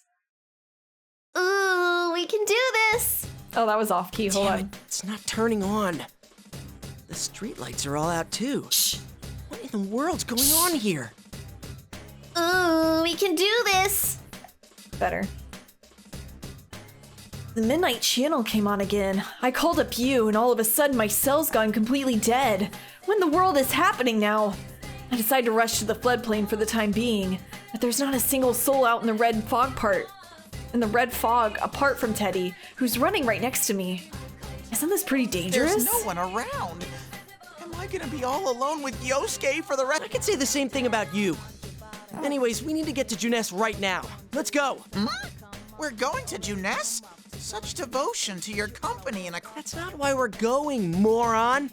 Someone from the team's bound to be there now. Whenever anything happened, we always met up there. So if we can't get in contact with anyone, that's the first place to go, right? I love making Yosuke cut him off. Oh, I see. Then Sensei, Chie-chan, Yuki-chan, and even... Actually, I could imagine Kanji going straight into the TV world instead. Why are they all saying that? Kanji would definitely think this through. Maybe. I mean, that guy went into the TV while he was half asleep. It wouldn't surprise me a bit if the first thing he thought was, I better go into the TV right away. Still, what was up with that midnight channel earlier? I've never heard of it starting before midnight. And what's up with the countdown? This isn't New Year's Eve. It's a good thing we were in front of the TV. If we missed it, the world could have ended without us. Dude, don't even say stuff like that. It's too good. I'm remembering right. He said something about a one-on-one battle within an hour. And then there was that short shot of Mitsuru-san and her people up on crosses. They do that from time to time, don't worry about Was that it. video for real? For real? I doubt Mitsuru-san's bunch would get caught that easily. Crucifying a lady like that is Right. You're really fired up about this, aren't you? And then... That's what you're after. How much of a horn dog can one bear be? Huh? Get him, Yosuke. Don't you like Mitchan? Well, who wouldn't be interested? Hey, where are you going with this? Just kidding. Throw them both into the river. But to be serious for a sec, that lady's way too intense for me. And way out of your league. So far out of your league, there is a word to describe the gap in between the two of you. It's not that she just pulls off the queen thing to a T. She totally is one. True. I mean, okay. No, wait! Now's not the time to be fantasizing about that stuff. Ugh! Don't stop all so suddenly. I don't have bear breaks, you know. Why did he lick his lips? Teddy's saying something stupid again. But I don't have time to deal with it. I turned to Teddy and mentioned the doubt that hit me just now. Is this fog getting thicker? It's not just my imagination. The visibility's way worse than when we rushed out of the house. This red fog is definitely getting thicker. This is starting to be way too much like last year's case. Then again, the fog that time wasn't red like this. Yikes, can't you cover your mouth when you sneeze? What's gotten into you? My nose got itchy all of a sudden. Just hurry up and wipe your nose. By the way, Yosuke. Just keeps cutting him off. Wait, what? Happy Teddy birthday. Why would you say that? Why would you say that to Kerbex? I want to expunge the bear right into the deepest pits of male writing hell. True. Well put, you, as always. Do not bless him. What now? I hope it's just my imagination, but was this road always this long? Yosuke's so done. Yosuke has to share a bedroom with this thing. Literally, Teddy sleeps in the closet. Huh? In spite of myself, I take a quick look around. I was so caught up in the moment that I didn't notice. But why are we running on and on down the floodplain? I can't see too well through the fog, but I don't remember the floodplain going on this long. And what little I can see in the distance looks distorted, like we're in the TV world. I'm really getting a bad feeling about all this. Hey, Yosuke? What now? I've been having this bad feeling all this time. Can I share this scary feeling with you too? What's with the creepy buildup? Just hurry up and say it. We're outside the TV world right now, right? But this place smells the same. The same as where? Well, the same as inside the TV. Huh? Seriously? Uh-huh. Look, my bare nose is itching up a... Your nose? That's right. Does that mean you can tell where everyone is? It's like Yosuke's really impatient, just so done with him. I can kinda tell, but this fog is so thick that it's... Don't turn towards me when you're sneezing! You're sure that's not just allergies? How rude! I don't have any allergies. My nose has been feeling so itchy that... Yeah, what a reliable nose you have. Damn it.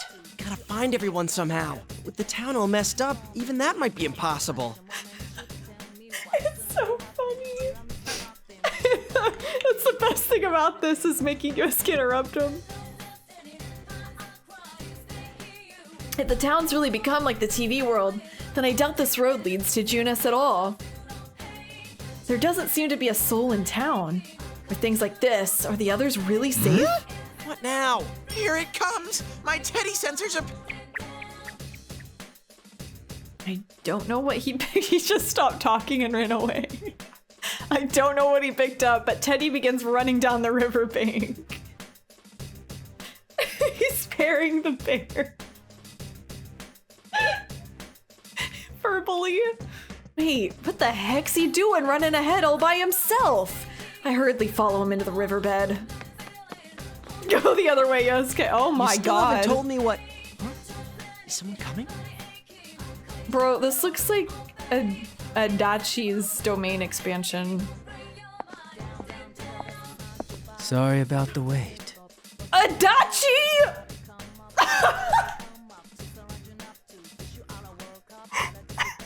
The Adachi voice, bro! I can't do this. Adachi domain expansion. It's a true nightmare. Hey, it's me, you. Yeah, I looked away and thought it was that. I know, I was actually preparing to see Adachi appear and then to see you, but here Adachi's voice was very... Quite the dissonance. You? How did you get here? I'm Adachi. Yosuke, hold on a sec! That's Adachi. Huh? Not now, Teddy. I'm glad you're safe, you. Oh, he's so happy to see his boyfriend. Of course. So you're with Teddy after all. It's just a touch. I can't do this. Huh? Well, yeah. You're acting kind of strange. What's going on? I don't know. I think Adachi is here and he's wearing a U disguise. He just got a wig. What worthless vermin who can't survive without huddling together.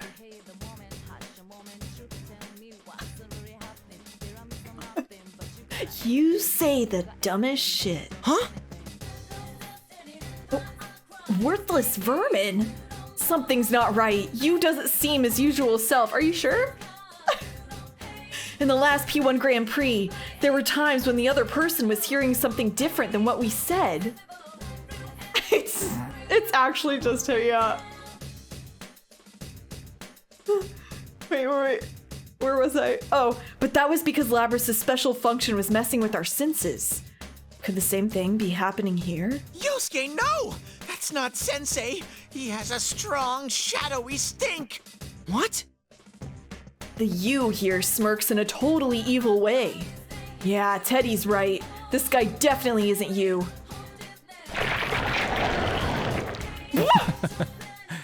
It's too late. Now, bring on the rain. Whoa! What the?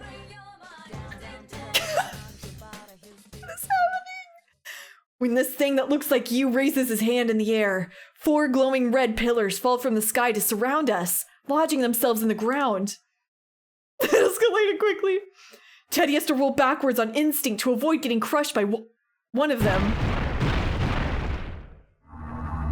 Oh, not fighting ring pillars. Oh! I'm gonna die! Okay, this art is raw as hell, though. Oh, that's so cool. You looks really cool. I hope so, Nixie! We can only hope. Wait, I'm sorry. This is the most... It's gotta be done.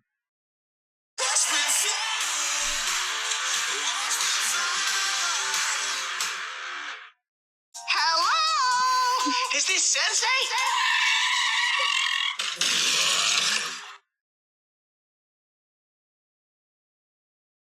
Anyway, sorry about the ad.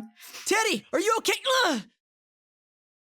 I try to rush over to him, but in the corner of my eye, I see one of the red pillars give off an eerie glow. Ow! The next moment, I ran right into an invisible wall. Again, Yosuke. That really hurt. I feel like my nose is gonna fall off. This is another thing that's just like the P1 Grand Prix the other day. Recycle gags suck! Huh? You really don't learn, do you, Yosuke? This is the P1, so obviously the rule is that only the winner can move on. Now, it's about to begin, the first battle of the P1 climax. Is everyone ready? I can't believe this is still P1. I thought this would have been P2 by now. You again? Yosuke, the fake... You were General Teddy? Seriously? But you were just Labrys'... What are you talking about? You're such a grown ranger, Yosuke. It doesn't matter who I am. Continue this idle speculation, and you'll lose your life rather quickly. P2 Grand Prix. What? This isn't good. I sense something and instinctively dive to the side. After I do a quick roll on the hard ground, I hurry to get back on my feet. I look back to where I was standing to see the sword you swung hitting that exact spot. Holy shit. If that had hit me, I would have been practically dead. Bastard, what was that for? There's only one thing that happens in the P1, so hurry and draw your weapon, Yosuke. In the P1? Is this what happens in P1? What are you saying? You seem a lot like you. I can't tell if you're being tricked or not. Yosuke, there's no need to worry. What you're P1 looking confirmed. at now isn't P1 Sensei. spoilers. It's a complete fake that I made. So now that there's no need to hold back, go fight it! Way to lose the air of mysteriousness. A fake? That's right! What really draws in the crowds at a fighting tournament are chaotic, intense, neck-and-neck battles! So the great General Teddy went to the trouble of ginning up shadows to settle things with you guys. He made this thing? Yikes. The you here looks exactly like the real deal. Where did General Teddy learn that trick? Wait a second. Even before that, wasn't General Teddy just another form of Labrys's shadow? But Labrys already accepted her shadow and made it her persona. This doesn't make any sense. What's the matter? You're supposed to be all about fair and square fights. Why won't you hurry up and start this mano-a-mano rumble? As General Teddy speaks, the fake you readies his sword. Damn, he really is just like the real one. You've done this before, seriously a Yosuke. fake? You're pretty well made. Of course I am. I was born from your data. My skills are the same. In fact, they are superior. Data. Or are you incapable of doing anything without your friends, Captain Misanthrope? The nickname. Oh, you just had to take a jab at my painful memories, didn't you? But I get it now. Yeah. Since I know you're a It's the fake, taste of your own there's medicine. no need to hold back. So you do to Kanji all the time. You'll regret acting all gallant like that. Persona. Ooh, that was creepy. World? How did a fake sensei summon a Kingdom real Hearts? persona? Whoa, for real? Not the AI again. For real? Wait. You said that twice now. Yo, Yosuke admitted for real? Actually, Junpei did. For real? Dude, that's so not fair! Aren't you supposed to be limited to summoning personas in the TV world? I have a sharp retort all prepared, but no matter how I look at it, I'm at a disadvantage here. Wait, but hold on. Teddy just said this place smells the same as inside the TV. Could that mean... Yosuke, you have to run! Hurry!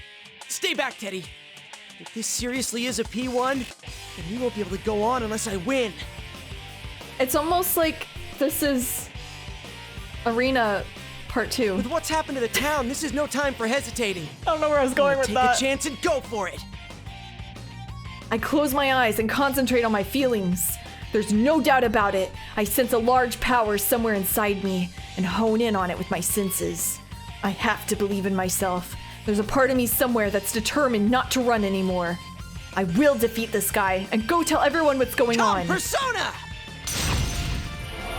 Arena, but Ultimaxed. True, true. He was born in 1994?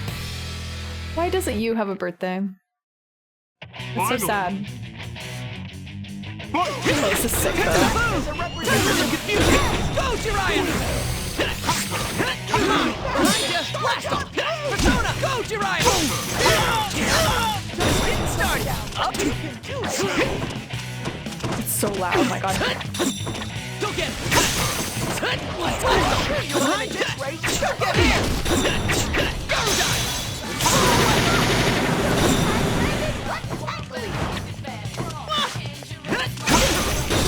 Here we go!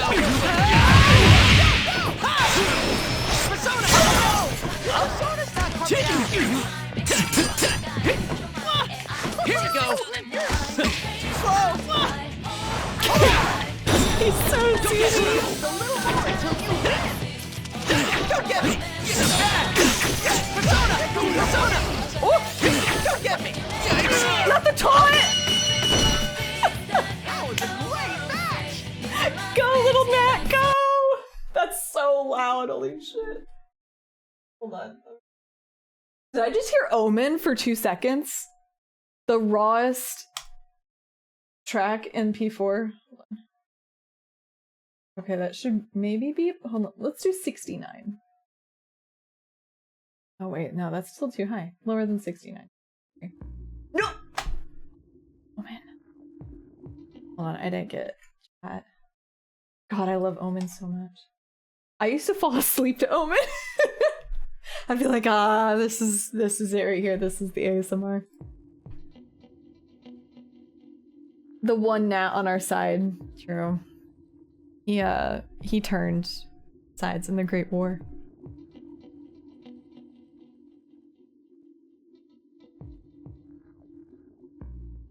Okay, that's better.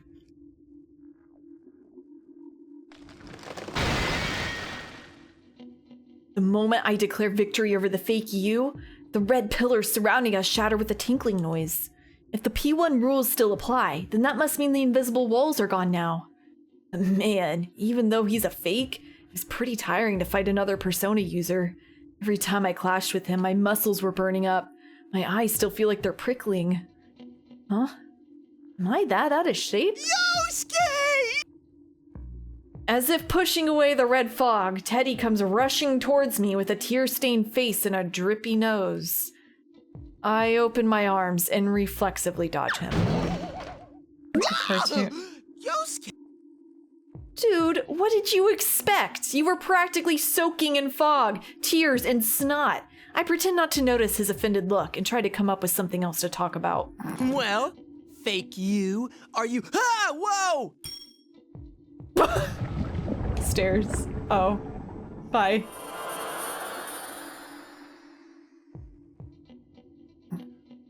Disappears. Doesn't elaborate. When I turn around, the fake you starts to melt into black goop before my eyes. The surreal sight leaves me at a loss for words. But not Teddy. Of course not Teddy. Dude, that wasn't the real you. This is kind of a gross way to prove it. Even as we speak, the fake you bubbles up and continues to melt away. I guess they weren't lying when they said this fake was made with a shadow. Rare SKW.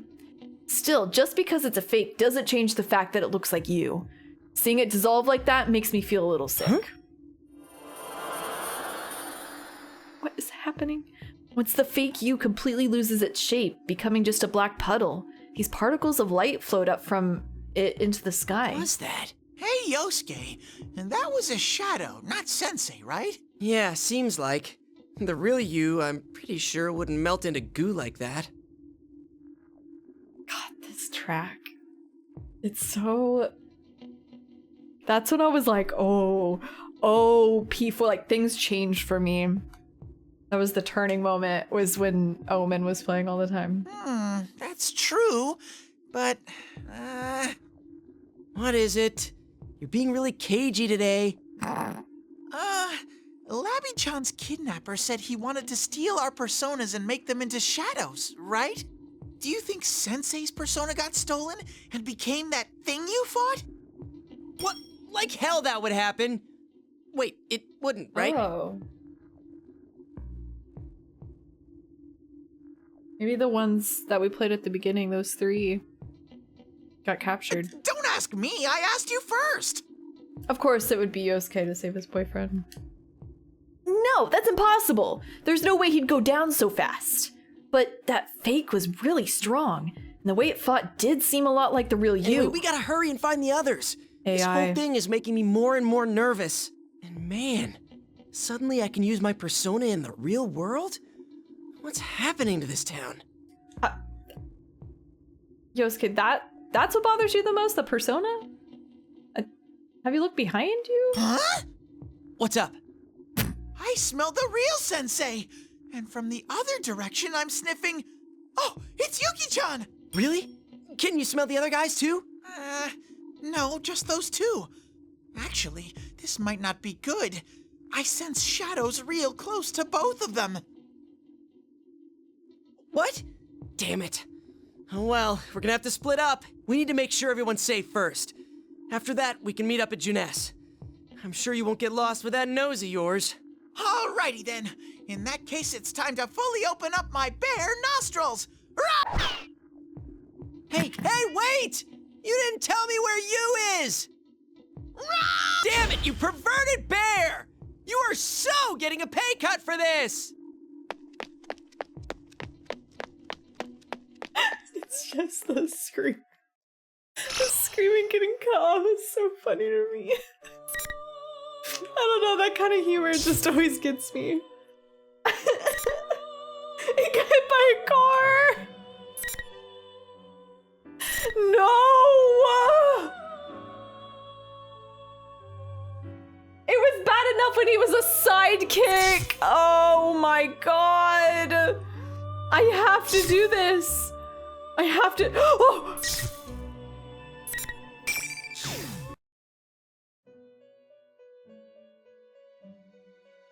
We're not gonna think about it. Not gonna think about it. Welcome to the Velvet Room. Hi, Margaret. freedom. For now. Wow, I know that voice. When I look around, I see an endlessly blue space that I've come to know well. It's the Velvet Room. A place where the ceiling, floor, and even the walls are a deep azure. It exists between mind and matter, dream and reality. And not far away from me sits two figures. Did I startle you? No, but... I'm sure that I opened the front door to leave for Junes. I don't remember it ever connecting to the Velvet Room before. Or is this a dream? I have business with you today, so I've summoned you. Marie? Oh, she looks the same. I really do be representing the Marie. The distortion of the, That's why I don't really ever wear stripes on stream. Because it's so weird. Yeah. It's kind of cool. Anyways. I summoned her.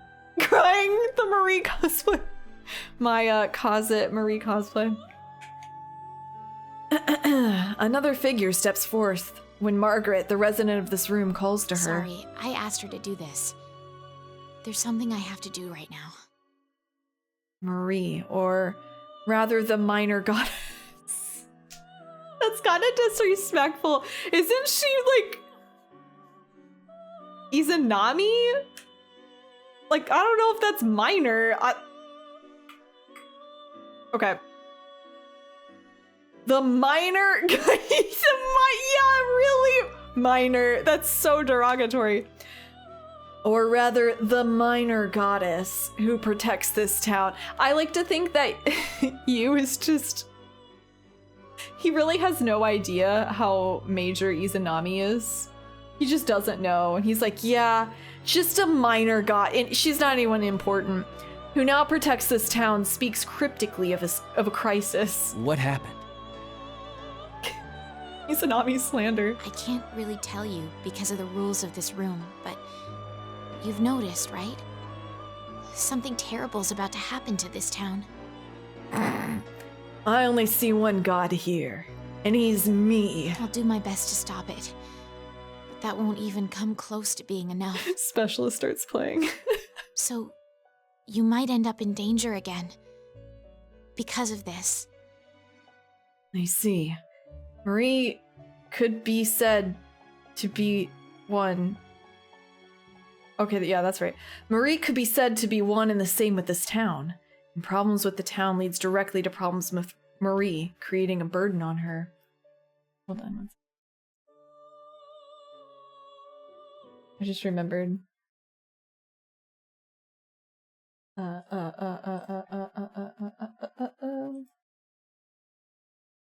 Oh my god, it's done. Did it get a copyright? Fuck!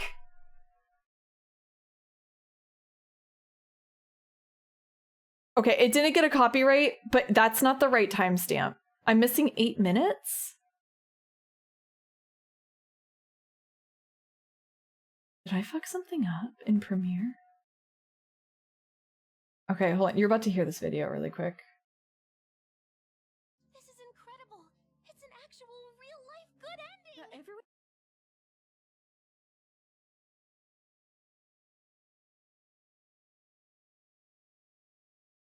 It didn't... It cut off the end.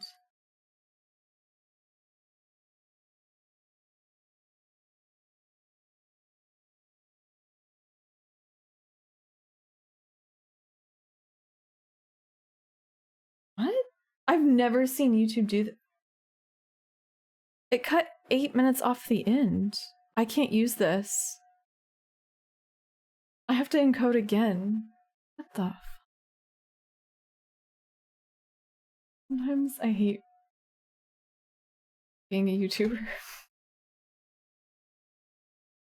2 seconds away from having a whole breakdown. It's fine, I'm fine, it's fine. It's fine.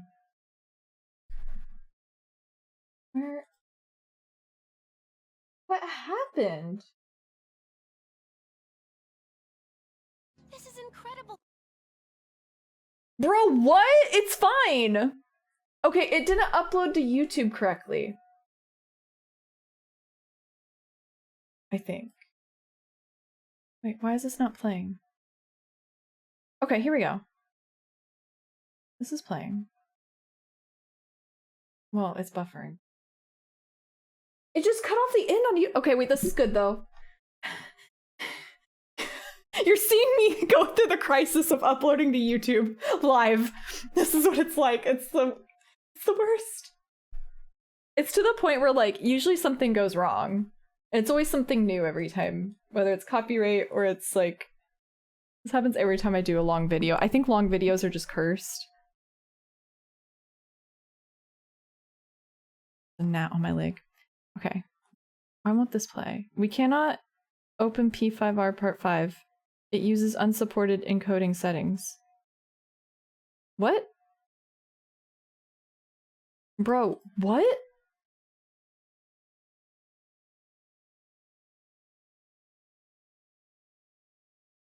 Okay, will it play this one? This is incredible the whole time.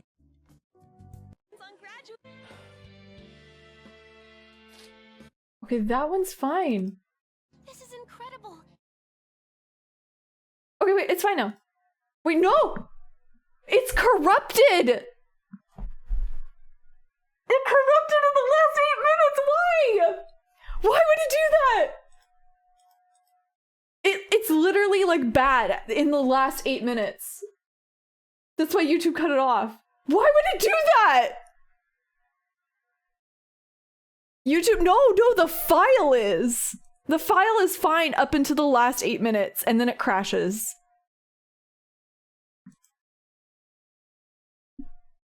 How much hard drive space do you have?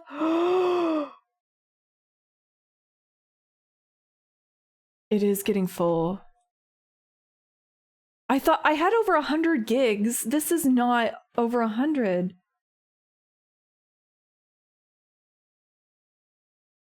Yeah, I have 74 free. It's fine. I mean, it's close, but like... It just corrupted it.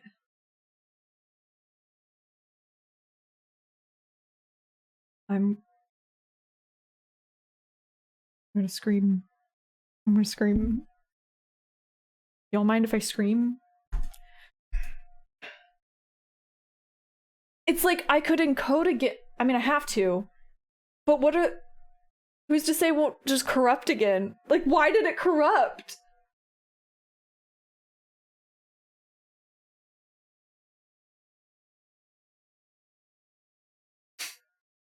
Why would it do that? Let me look at the file in Premiere real quick. I'm sorry. We'll get back to a regularly scheduled program in a second. No, I waited until it was done. Oh, snoring noise, bro. I'm so done. I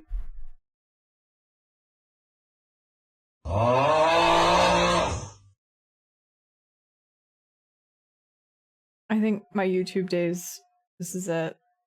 They're behind me now. That's it. The end of an era.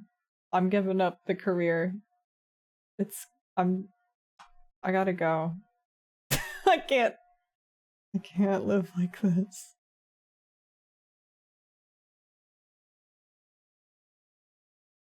Hold on, I fucked up the... Okay, it looks fine in Premiere. There's nothing wrong with it. It just encoded... I'll just have to...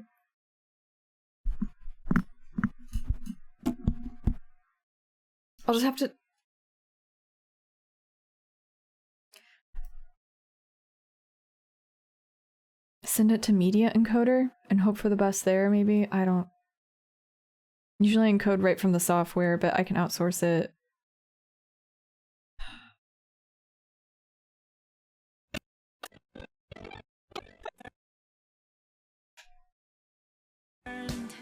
And I believe. Sorry. Random I believe. Okay, that works. It's fine in the... Okay. I don't know. I don't know what's going on. I don't know anything anymore. How big was this file? 35 gigs. The other one was 37.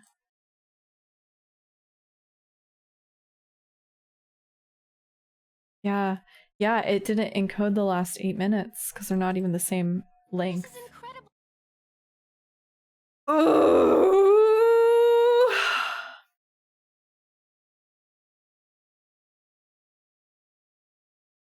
Okay, I'm just gonna have to stay up tonight again. It's fine. I can do this. I can do this. And encode again. I'll outsource it to a different program and hope that that handles it. I'll put it in a different folder too. I've never seen this happen.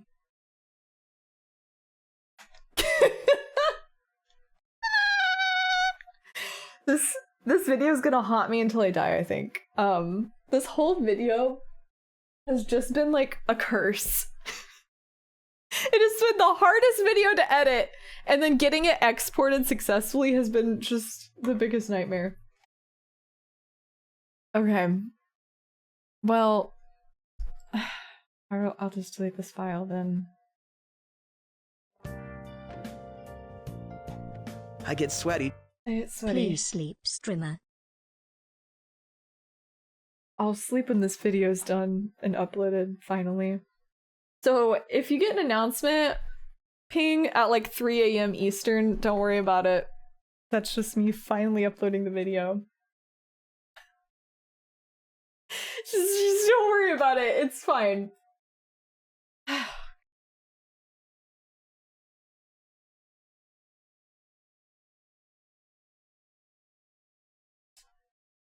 Alright, well I deleted it off my hard drive. I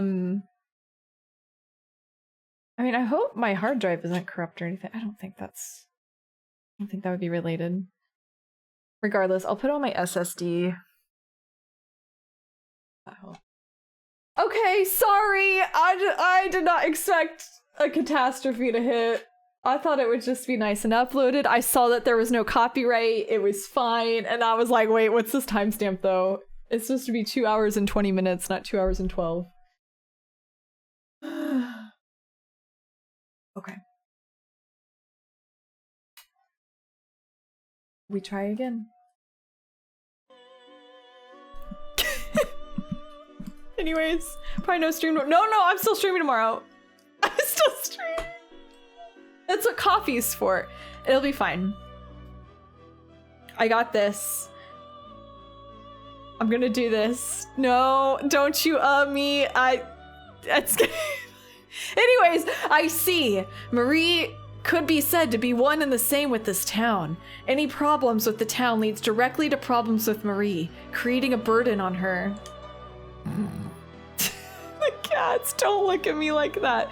Don't look at me like that. Marie's fighting this too. Leave it to me. I'll protect this town from whatever's coming. Can you protect my videos from encoding errors, you?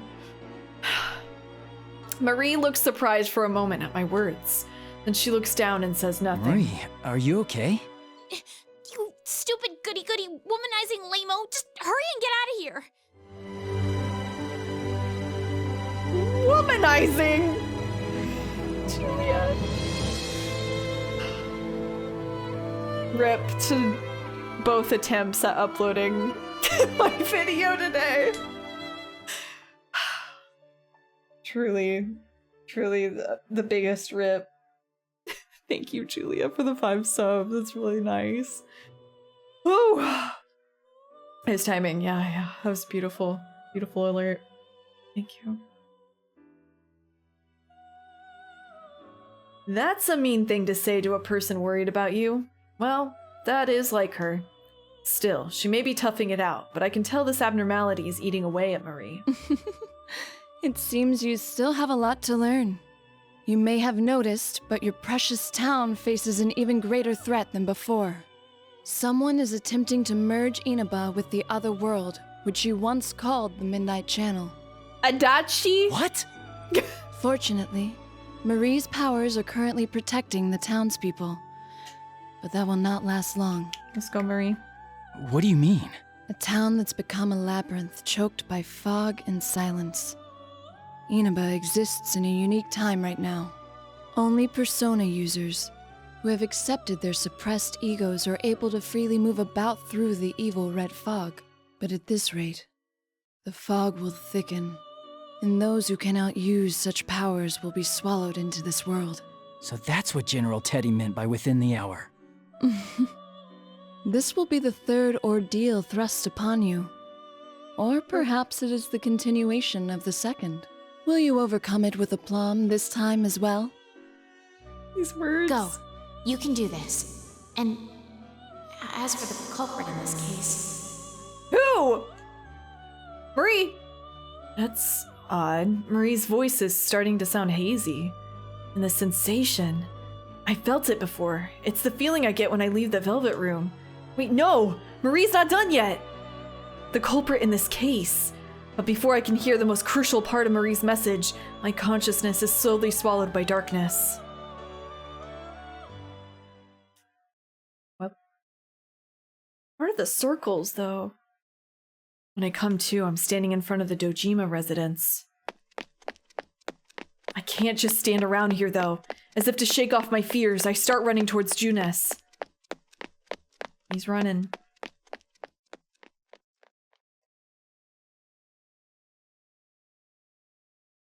Oh, we're back in the same spot. I get scared. I passed by here earlier, this is sudden, too. and I'm sorry to break the flow of things, but nights have been hard lately for me. My mind is a cruel mistress at 1 a.m., but these streams are the only thing keeping me from doing anything stupid and helps me fall asleep. I really want to show my appreciation more. But this is the best I can do. Thank you. Oh, thank you for that. I'm sorry that you're having a rough time right now, but I'm glad that we can help. I understand. I also use streams as a very big distraction, and I'm glad I could help out in that way. I hope things get easier for you soon, though. They start to look up a bit. And thank you for the bits. That's very kind. You never need to do that, though. Thank you, and thank you for the nice words. I hope we can continue to help. Sorry for the random link, but the perfectly cut streams reminded me of this. Did someone say the door to darkness? Hey, Spicy?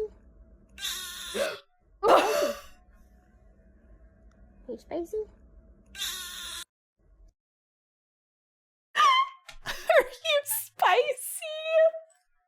That's so cute. That was a kitten. It was a kid being asked if he was spicy. So spicy. The spiciest. Thank you, you. Whenever you post a link, I know it's gonna be a banger. It's so cute. I wish I could just, like, you know how I save images and put them on stream? I wish I could do that with videos too. Oh, Leafy, thank you for the bits. Door to darkness? Did somebody say the door to darkness? The same sign again. And turns that shouldn't exist. Just like Margaret said, the neighborhoods of Inaba have become a maze in this red fog. It really is just like the TV world. I get the feeling that shadows could come crawling out of the shadows. I thought I read that wrong, because I do that a lot. No. No, that's just the writing. I get the feeling... I get the feeling that shadows could come crawling out of the shadows. Of ordinary buildings, and I shake my head at such thoughts. Is this anxiety because of the fog, too? Margaret called this a continuation of what happened the other day. When Labras was thrown into the TV, her kidnapper said, "You got the better of me this time." If this is the continuation of the other day, then that means he's already making his next move. The culprit's objective then was to gather powerful shadows? Is that what he's setting up to do this time as well? I think Ikuchi crawled out of hell. Me when the shadows crawl out of the shadows. The horrors, they're never ending. But something's bothering me. What is it? Is there something I'm missing? Just when I'm about to sort through the pieces once more, the red fog parts and I see a familiar building in front of me.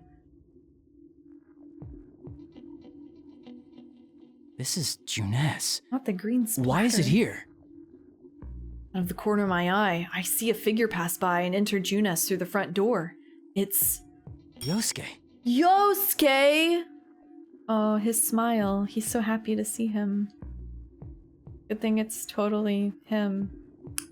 What a relief to see him safe! But it looks like he didn't hear me because he keeps going and disappears into Junes. Yosuke, wait! I hurry after him. The elevators aren't lit and don't seem to be moving, so I ignore them and run up the stairs. He's running. Yosuke looked like he was heading for the food court on the rooftop. I have to follow him. The food court's on the rooftop?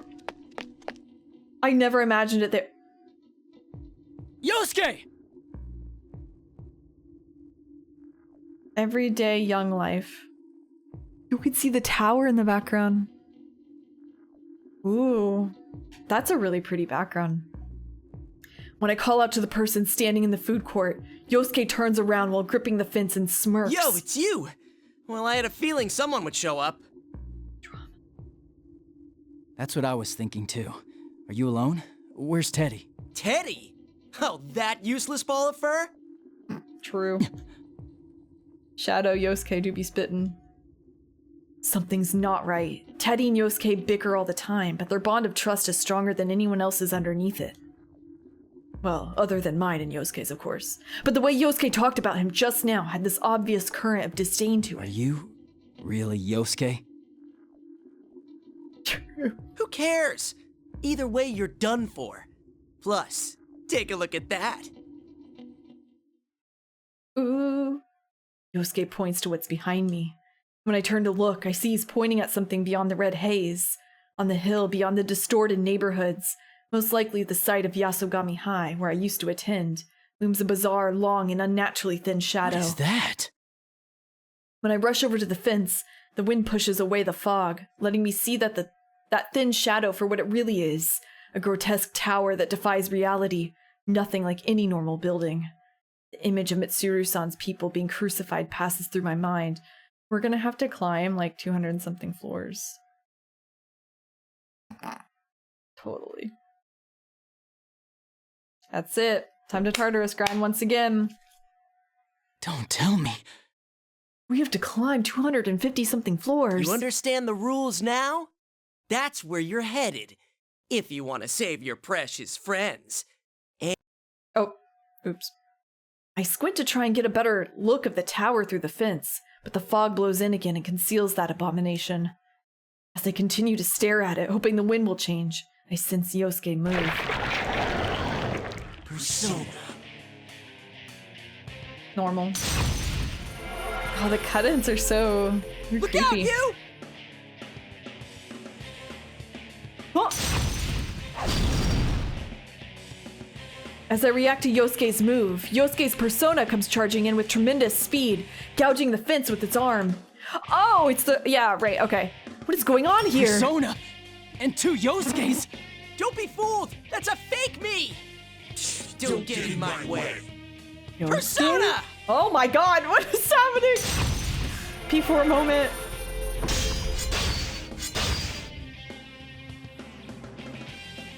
Oh, that's sick though. I love all the anime bits, whether it's just a frame or if it's like an actual animated sequence. They're so good. The two Jiraiya's clash fiercely, and an immense shockwave shakes up the surrounding air. As the personas cross swords, what looks like sparks scatter all across the darkened food court. The two Yosuke's summon their personas before my eyes. This guy's not me or my shadow. It's a fake that was made with a chunk of a shadow. Chunk of a shadow? General Teddy set this up. He supposedly made these things to force us to fight. Thing is, we can summon our personas here too. We have to beat them all and move on. How many times are they gonna have to fight their shadows? The two Jiraiyas use the rebound of their powers to put distance between each other. Though the opponent is a fake, this shows their skills are perfectly matched. Yosuke, are you alright? To be honest, I'm exhausted. But if this is more of the P1, then we can't let ourselves lose. Oh, so you noticed too. The culprit behind Labrys' kidnapping is doing this as well. Right. I don't know what they're after, but let's defeat this thing and keep going. Morons! You still don't get it, do you? You're both going down here. Don't act so tough. You might be a copy of me, but there's no way you can beat you and me at the same time. Are there team battles? 2 against 1, huh? We were being all fair and square, but I see you'd rather play dirty. Useless vermin who can't do anything unless you're huddled together. You're completely forgetting the rules. The P1 climax is supposed to be all one-on-one battles. I'm not going to take on 2 of you at once. Now, bring on the ring. Ooh, that would've been cool. On the fake Yosuke signal, 4 red pillars fall out of the sky. The pillars tower over the food court, surrounding both ourselves and the fake. They give off an eerie light. Whoa! What is this? Come on, first come, first served. Oh, and I guess I'll tell you something else. Ignoring me and trying to run ahead will get you nowhere. Like I said before, if you want to stop the world from ending, you've got no choice but to head to Yasogami High. Now, though, you're already in the ring. Those red pillars create invisible walls.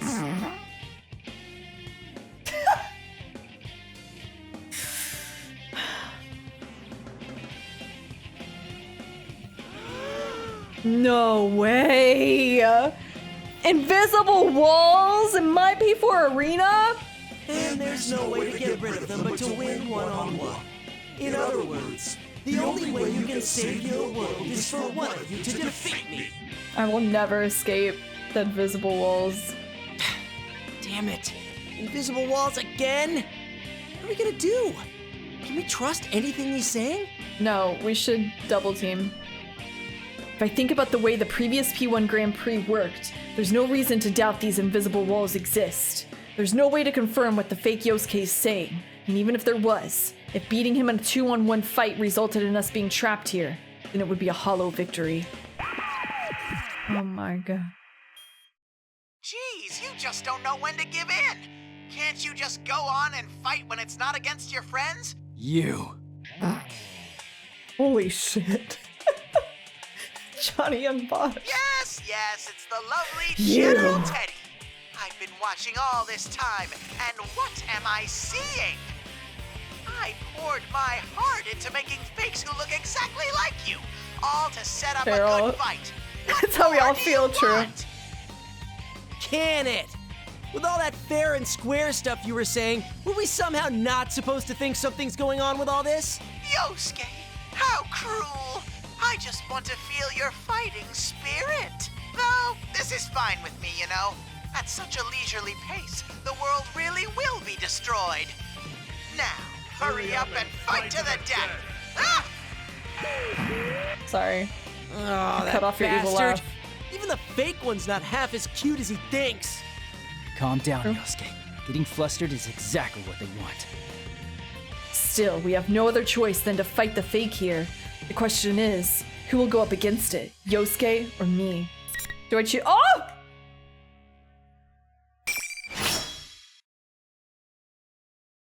That's pretty cool. You can choose. Playing as Yosuke is fun, but playing as you is really cool. Finally. I love his sprite. Woo!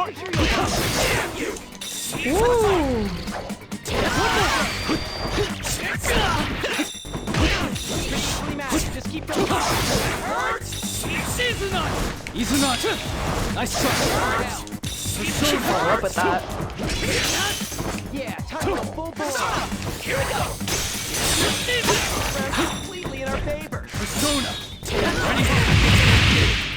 Izunagi! Seem so composed. What? What? Damn. Izunagi. Ready?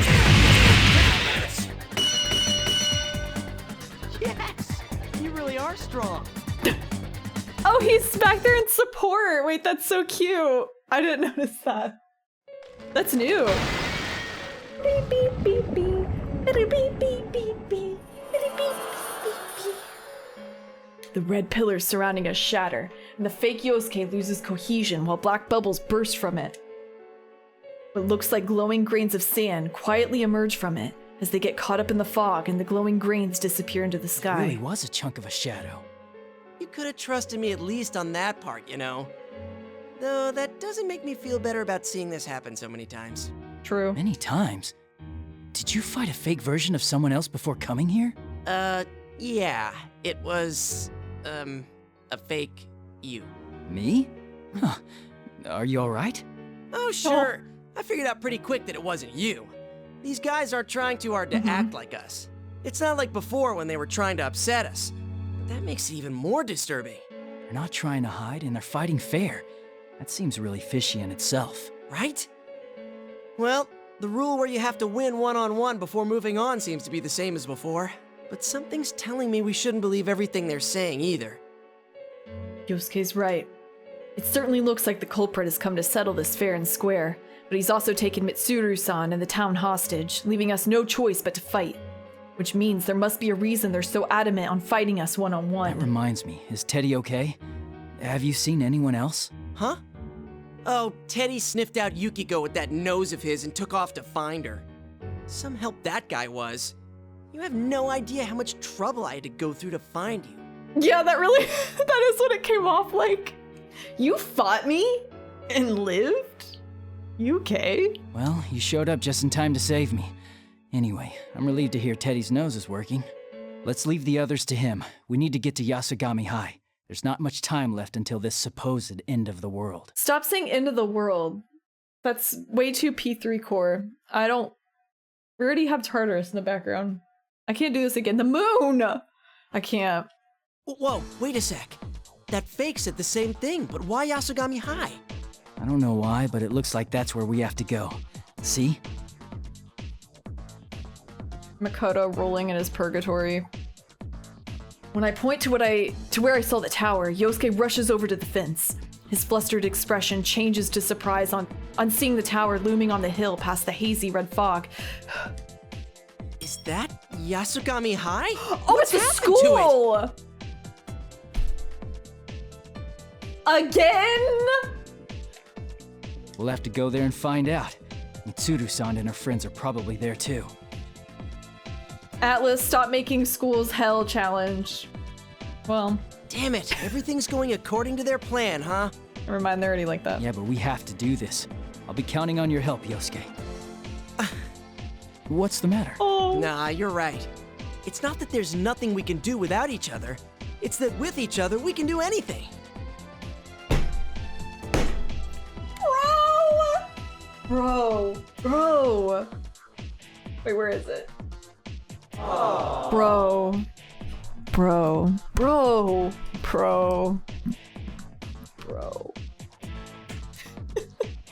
That's right. If the P1 Climax rules say we have to fight one-on-one, then we'll obey them. But we're definitely not incapable of doing anything without crowding together. Each of us can be strong as we need to be. But if it's for the sake of others, and we believe in the cause... Sorry. Guess I wasn't thinking straight. No, you sure weren't thinking straight!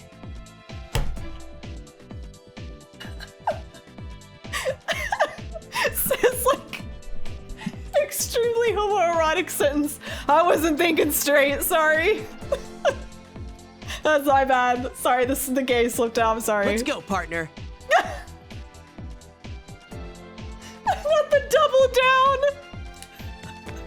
I can't with Yosuke, dude. I'm not. Yosuke looks like he's overcome his doubts. Has he, though? Really? Yosuke's finally out of the closet. Don't get your hopes up, you. And together we run toward Yasogami High through the maze-like town. Classic Yosuke.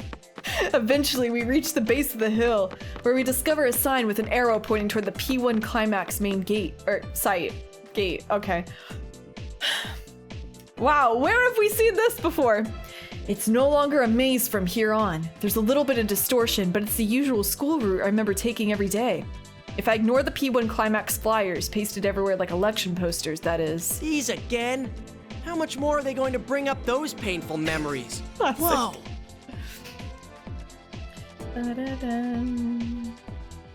Yosuke suddenly stops his complaining.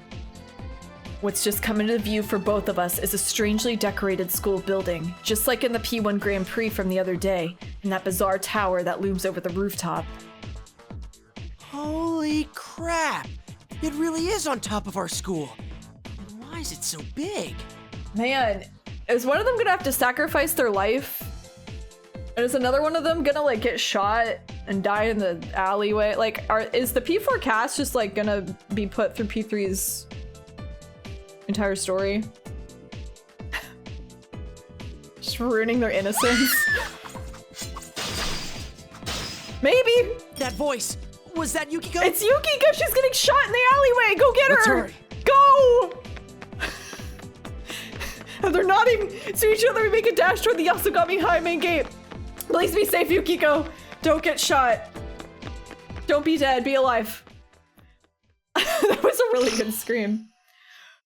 Man, I hate the to be continued. It's like right when I'm getting into it. Uh-oh. Oh no. Another one didn't open up.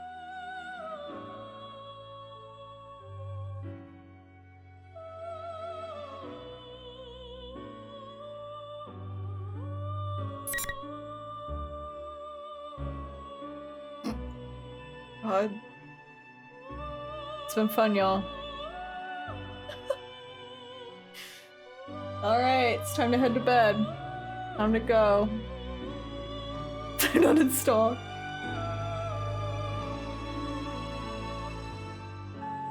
How much are we skipping? That's what I'm pondering.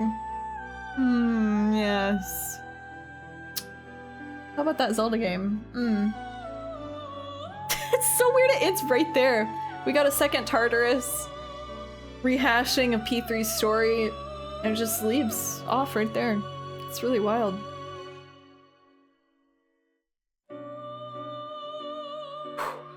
Alright, if I can survive my video getting copyrighted and then corrupted both in the same day, then I can survive Teddy for 20 minutes.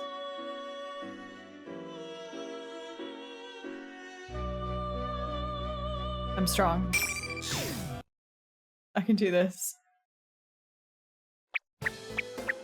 Just you wait, Yuki-chan. I'm coming.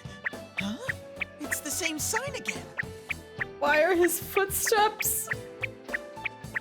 They're never ending. This music is sick though, but stop. A dead end this time. What's going on? I can't voice him. I'm not as strong as Sam Riegel, dude. Sam Riegel's like the strongest human alive. I can't do this. Here it comes. I'm sending Yuki-chan for sure. Huh? There's something else nearby too. All right, everyone. It's time for SSR. That stands for Silent Sustained Reading. Everyone, read inside your own brains. Okay? Do not bother your neighbor. Do not read out loud. This is quiet time. Level 0 voices. Yep. Time to get your blankets. Go read in different parts of the classroom.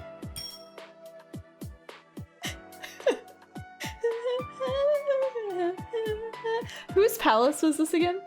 Or no, sorry, dungeon. Was this Naruto?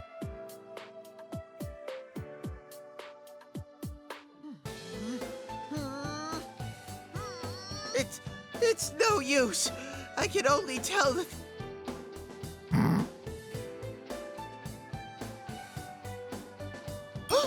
Could it be someone? I don't even know where I am anymore. What are you acting like a lost kid for, you idiot? It was Naruto. It checks out. Naruto had such a good theme. Oh.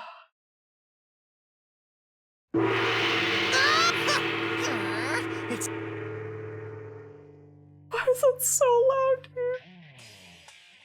I have to play as Teddy. What a bear! It's amazing how there's nothing salvageable here. You can try to nudge me along all you want, but I'm not fooled. You're an imposter after my good name! Oh, what a rude bear! Saying such things. It does not matter whether I'm real or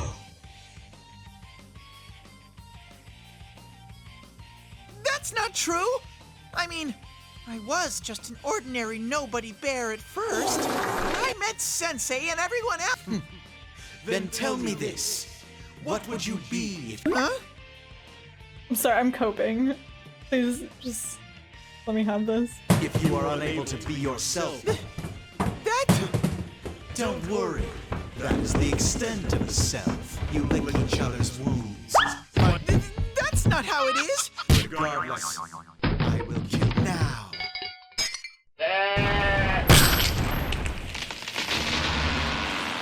What's the matter? Why'd I let that happen? There's no way I can lose this. I'll do whatever it takes to prove I'm the one and only Teddy in the world. We need you. No. No! It's dead! Don't! Oh my god, what are the keys? What are the keys? What are the keys? Final. Fight! I can do this. I can do this. I got this. I don't know what I'm doing.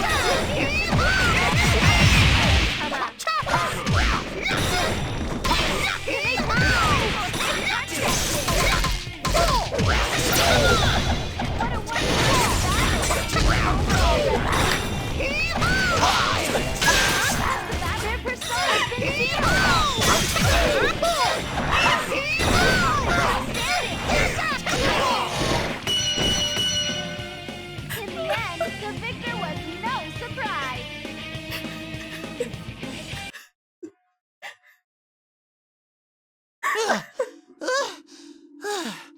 I did it! I was fighting all...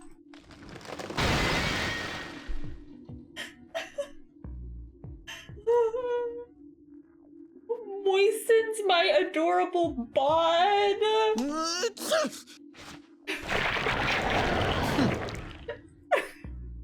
So what are the keys? I don't know. I just acted like I was playing Dead by Daylight. A shadow within... So WASD. Come on, what are you... And what if you're the... Yeesh! Anyway, just... It was a little different than Dead by Daylight. Oh my god. DPD skills. What is that? There's a huge... And what's that red... If the others are...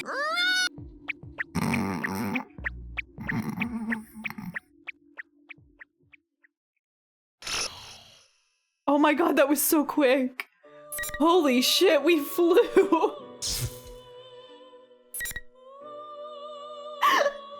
Oh my god. We flew through that. I feel extremely accomplished. Super good. I know, just hearing like a cacophony of his noises was way more stimulation than I get in a month. Like, I'm exhausted. I feel like I have to go hibernate for a year after that. That was way too much. The speed run is on during the Teddy portion. Okay, we made it through. I can't believe my controller died. Even my controller said I want out. I'm done. I'm going. How are we already 23% through? Okay, it goes by quick then, unless the other parts get longer or something. Chat, I can and will put you in lockdown. Don't you tip me. These bear puns, I'll do it. Took one look at Teddy. The sweat. Okay. Are they unbearable? They're unbearable, aren't they? I have to delete! Alright, now y'all are poking the bear.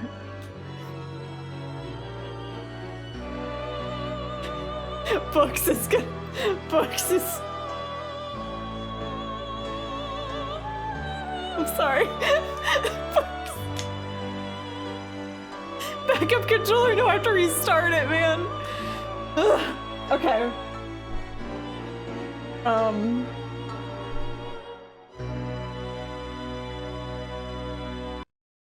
Okay. Books brought out the limo. Books is running over every single bear pun in chat. Whew, fighting for our lives in here. It's literally like 100 versus Books. So yeah, I'll keep playing until 10. And then I should go. I was gonna stream even later. I was gonna go till like midnight. But since as we've seen, I need to re-encode. So if I start at 10, then I'll hopefully finish it at 2 a.m. and it'll definitely be fine. And then it's gonna take 2 hours to upload to YouTube. Or 2.5, sorry. So that'll put me at 4:30 a.m. It's fine. Barely funny. Anonymous! Striking from the shadows. The shadows grew shadows. We're in the shadows. GG Books. Books, you did great out there fighting for your life. Yeah. Yeah, you deserve some praise for that. That was very impressive. It was you versus an entire mob of bear puns. Poking the bear! Sorry, why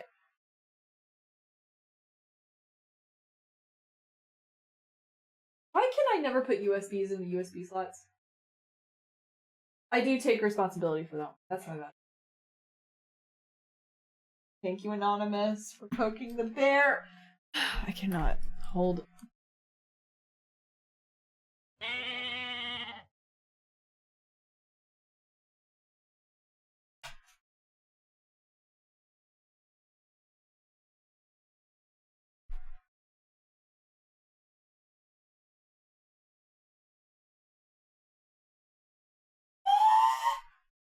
What is happening?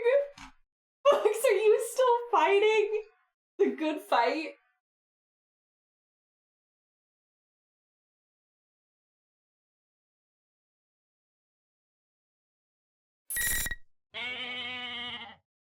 This program is brought to you by the following sponsors. Fuck bear. What's happening? Persona 4 Arena Ultimax. I guess.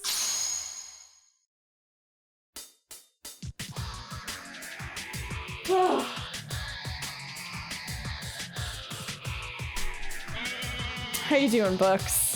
Justice for Nick Nibble. Nick Nibble from the shadows.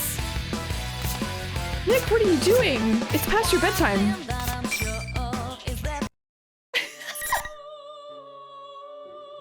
Nick, were you anonymous all along and you forgot to mark yourself anonymous? That was a spider! A spider just dropped down! Oh, I killed it! It looked like a gnat! You can barely see it! It basically looks like a... So I'm down Nick Nibble for 1800 seconds. The spider was hunting the gnats. I'm sorry, he was so little. The spider would have been- I know! But he fell right- I thought it was a gnat. I was like, oh, okay. I thought it was two gnats fucking, because they were moving kind of slow. It wasn't moving normally, so I was like, oh, time to kill this intercourse.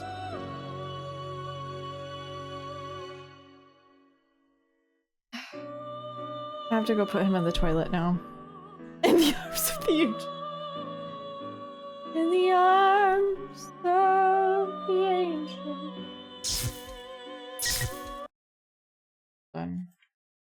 While I go flush him,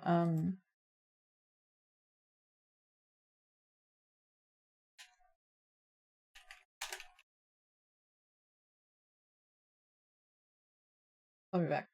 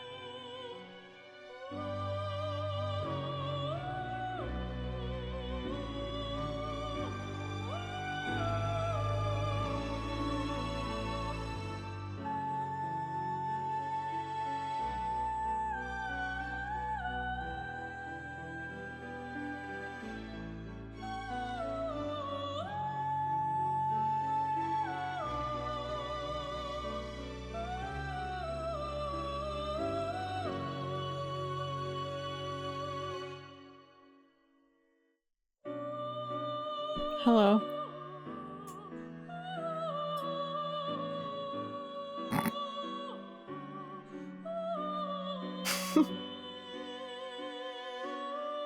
Take a second. Take a second to get your bearings. Thank you. Thank you for understanding during this trying time.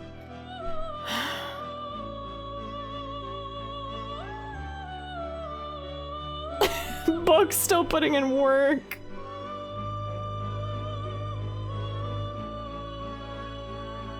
Who's it gonna be?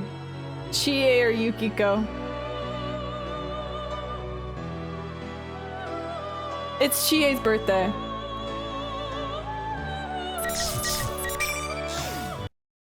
Birthday girl.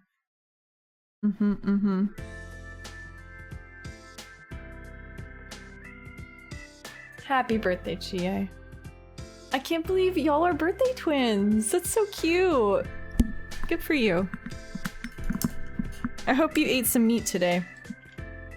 In honor of Chie.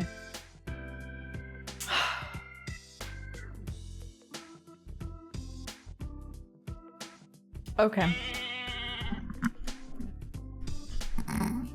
What is a Goro bear? What did I miss? Yosuke gay as fuck. What's that a username? Yosuke. Justice for Teddy. Puns are for losers anyway. Don't tell Ikuchi that. Whoa there. Whoa there. Thank you, Anonymous, Artisian, and Nick Nibble from the shadows.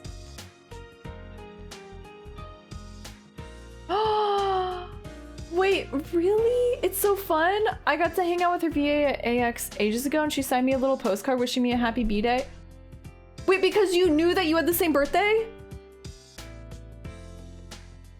Oh, that's so cute. Oh. I was like, wait, why are we laughing? Oh, right. Coochie. Yikes! Is it this late already? When I check my cell phone, I see it's already 11. I can't read. 1:30 p.m. It's already 11:30 p.m. Looking around, I noticed there aren't that many houses with the lights still on. We're in the middle of a long holiday, but it's almost tomorrow. This really isn't the time for a scrawny girl like me to be out and about. Muku! Her dog! Where'd you go? Her dog that she adopted with Yukiko. Oh, Aaron Fitzgerald. Is that who does her voice here? Because I know there was two. Oh, that's so cool. Sniff up. Where is he? I look around in search of my pet dog. When I saw the rain had stopped and the thunder was dying down, I decided to bring him along on my training after dinner. I didn't count on him getting so scared of the thunder in the distance that he'd run away. Why do you think I brought you? Taking off and leaving me alone at a time like this really isn't cool.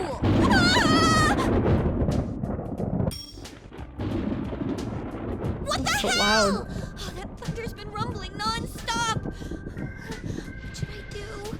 Maybe I'll call up Yukun. I stare at my cell phone and then shake my head. Yukun's probably spending some quality time with the Dojimas around now. His long holiday was already kind of ruined by that weird case, so I shouldn't bother him again. Oh yeah, Yukiko! Wait, she's busy. Oh, if I told Yosuke and Kanji about this, they'd definitely make fun of me. Oh, there's always Teddy! Wait, Yosuke would still find out. Oh, sheesh! What is this thunder? It's still going.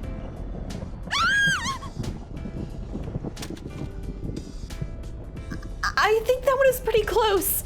What should I do? Head back home? And I remember right that dogs have a homing instinct? Well, I try to figure out what to do and pick up the cell phone I dropped. I happen to notice the phone's clock. Yikes, it's only a few minutes to midnight. When did it get so late? I'm still staring at my phone dumbfounded when the clock's display suddenly disappears. Welcome to the dark hour. No way, it's out of batteries! I hurry and check my phone, but then I notice something strange. It's not just my phone. The street lights are off, and the lights in the houses around me are gone too. The only light that's left is... Red fog? I can't keep my voice from trembling. Something weird is going on. So why isn't everyone coming out of their houses? Why is it so quiet? It almost seems like the town's deserted. Actually, it's like the TV world. There's no way that would happen. What was I thinking? My laugh gets sucked into the fog covering the area, like the fog ate it up, and weakly disappears. With a sense of dread creeping down my spine, I look towards the hill where Yasogami High is and see something even more unbelievable. Wait a sec, what's that? I love how the new Tartarus is, the new invisible walls. Oh my god, the tower! Yasogami High should be down that familiar road, but what's actually there is a gigantic, awful-looking tower. Something terrible is happening right now. Almost on instinct, I start running in that direction. It turns out that this weird red fog wasn't the only thing off about the town. I'm in good enough shape that I should have been able to reach the hill up to Yasogami High in no time, but for some reason, I can't get there at all. At first, I wondered if I'd taken the wrong road in this red fog, but no. It's like the entire town was turned into a maze. And even though I've been running all over town, I haven't seen a single person outside. Seriously, what's going on here? Feeling that I'll get overwhelmed with anxiety as soon as I stop running, I keep going through the desolate streets.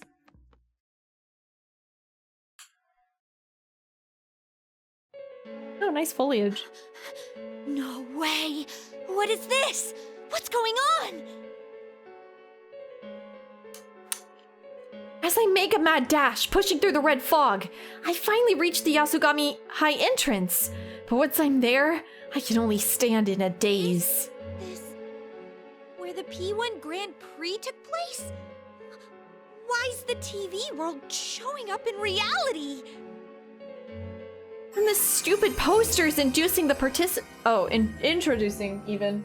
Rocka, thank you for the 11 months. Hello. Introducing the participants to the tacky decorations. Every last detail is exactly the same as when my friends and I fought to save Labris, who'd been thrown into the TV world. No, not exactly the same. There's one thing that's different. This time, there's a giant tower looming over the school, like it's pierced through the place. I gotta tell the others! I quickly take out my phone, but the screen's still black. Oh, yeah. Is someone there? Oh. Chie? Is that you, Chie? Yukiko! Oh, thank goodness. My cell isn't working, so I didn't know what to do. I see. I'm glad to hear that. You're probably the best on my list after all. Huh? My instincts tell me to be on guard. I've always been close to Yukiko, and always will be. And I know she doesn't talk like this. Plus, Yukiko said she'd be busy with a huge group of guests tonight. You're not Yukiko! Who are you? She knew instantly! You don't have to worry. I was never intending to deceive you. I need you to die for me fair and square. Okay. What?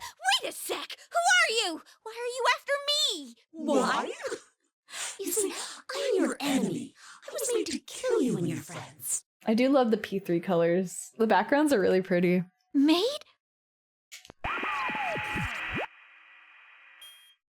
This sounds like a good time for me, General Teddy, to explain what's going on. She knows right away. I know, unlike Yosuke and you, who were like, General Teddy? Why are you here? I mean, you were Labrys's... Blah, so nitpicky. With that level of... What? Look, it doesn't matter. Anyway, that's not Yuki-chan. It's a total fake that I made. So there's no need to worry at all. You can pulverize her to your heart's content. You little... There's no need to worry at all. You took the time to make it look like Yukiko, so don't give me that crap! Oh, really? Then hurry up and die. Persona!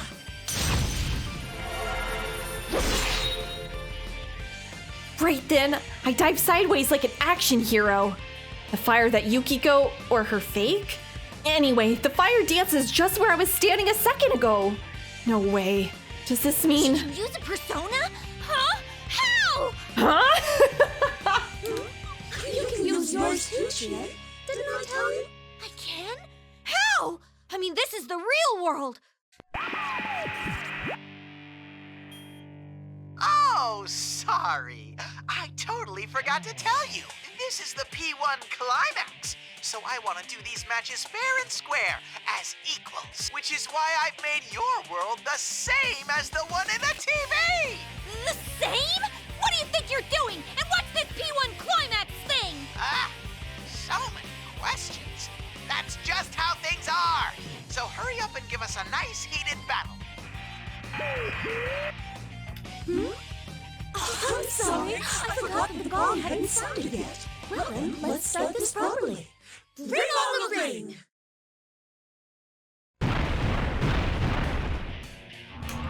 The fake Yukiko raises her hand to the sky. Seems like that was a signal, because 4 red pillars come falling down from the sky and slam into the ground, surrounding her and me. Whoa, these are just like the ring posts in martial arts matches. I'm not in the mood to drag this out, so I'll just give a short Really? rundown.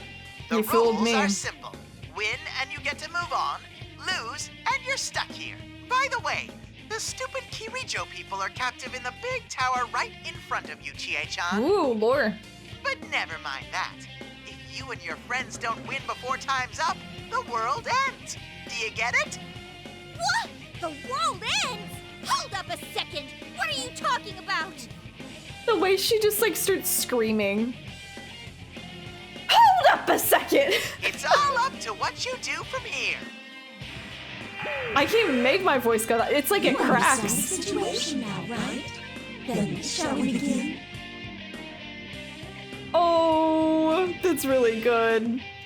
How can I underestimate the understand. Can't read. How can I understand the situation?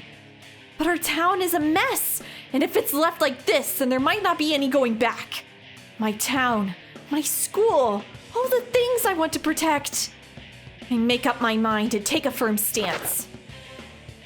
Yeah, I get it now. I get that you're the enemy and that this is just more of the P1 Grand Prix. Amazing, Chie. It's almost like you're actually a smart girl. Well, sorry for my lack of brains. Jeez, this is harder to do when I'm up against Yukiko. Chie. But I won't hold back. I take a deep breath and close my eyes. It doesn't matter if it's the TV world or reality. The quiet darkness there is the same. I take another breath and face myself once more. Persona! This is good art.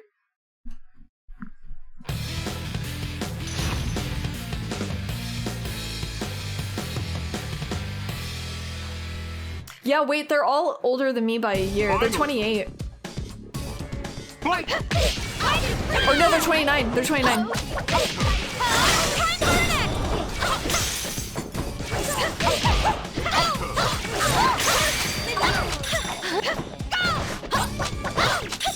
Jeez.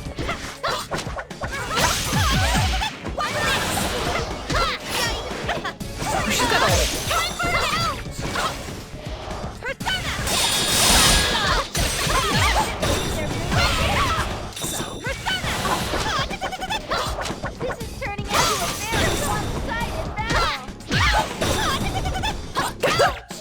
bouncing all over the place.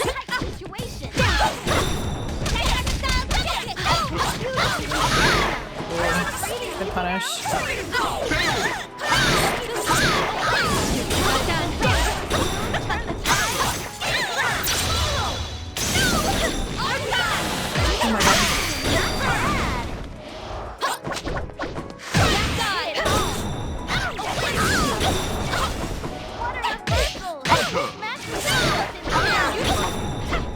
I can't touch her! Jeez! I cannot play GA. Oh god. You both fought well. She feels so like clunky. I don't know where her spacing is at all. Oh. Oh my god. That's horrifying! As if signaling the end of the fierce battle, a crunching sound echoes through the area and the red pillars shatter. Please go away. Oh my god. Yukiko jump scare. It looks like specks of light come out of the fake Yukiko as it melts away without a trace. All I can do now is watch stunned as the lights flutter up into the sky, swirling higher towards the bizarre tower. Chie! Are you alright, Chie? Aww. Suddenly, familiar voices come from behind me. When I turn around, I see two figures I know very well running towards me through the red fog. You calling Yosuke? Oh, no you don't! Oh, she's gonna kill him. I reflexively take a fighting stance again when I see them rushing towards me. I mean, you can never even tell if they're real or not. Whoa, hold it, calm down. We're the real ones. I'm glad you're safe, Chie. Yukun. Oh, his voice carries that unwavering trust. Yep, this one's no fake. It's the real Yukun. Yeah, you sure seem like the real deal, Yukun. I killed Jed just in case. Daddy's dead. What about me? I mean, we've already dealt with our fakes. Huh? So you guys ran into them too? Yeah, we've defeated the fake Yosuke and myself. Was that a fake Yukiko?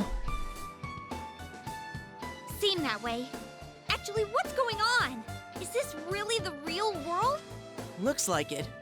Even though shadows are running around and we can use our personas. But that might as well be in the TV. What in the world's going on? Calm down, will ya? We don't know anything either. The Midnight Channel came on and General Teddy suddenly declared war on us. Afterwards, the town got swallowed up in that red fog. The Midnight Channel? Then is what happened with Labris really not over?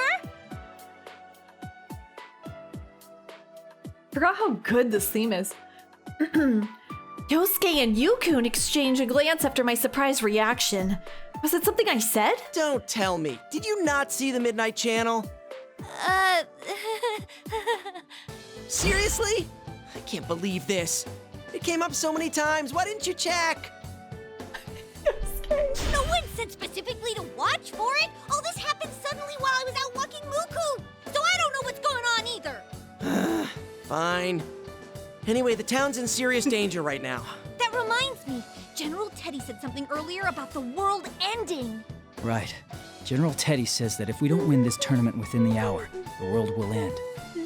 Apparently, he's holding Mitsuru-san and her friends captive in that tower. What? He is? I look up again at the creepy tower looming behind me. That General Teddy talked a lot about doing things fair and square, but he's taken hostages and messed up our town. What good do we have but to fight? Actually, I just noticed. Where's Yukiko? And is Kanji-kun okay? Everyone was like, he probably went to the TV. Teddy's headed over to Yukiko, and I doubt Kanji will go down that easily. We don't have any time right now. Let's leave those two to the others. We need to go rescue Mitsuru-san's group at once. What should I do? What do I need to do? I understand what Yukun is saying, and I get that the situation is bad, but I'm still worried about Yukiko, and I can't make up my mind. Chie, believe in your friends. Oh. He's right. If I go off selfishly looking for Yukiko, the world could be in even more danger. Yukiko and Kanji-kun are both good friends who fought alongside me this long. They're not so weak that some fake Teddy could take them down. I'll do what I have to. I make sure to look back into Yukun's kind eyes before nodding heartedly. Let's go,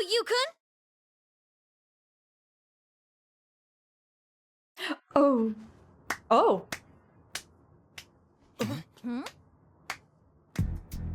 Yeah, you're gonna believe in your friends and be the winners of the P1 Climax, is that right? Playing friends here? That's frickin' lame.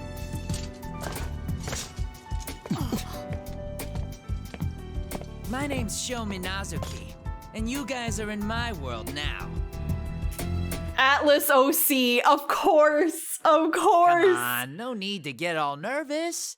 I came all this way to say hello. They can't help themselves. Every single spinoff, they have to add at least one new OC. Oh. Oh. Why does he have the power of the dark hour?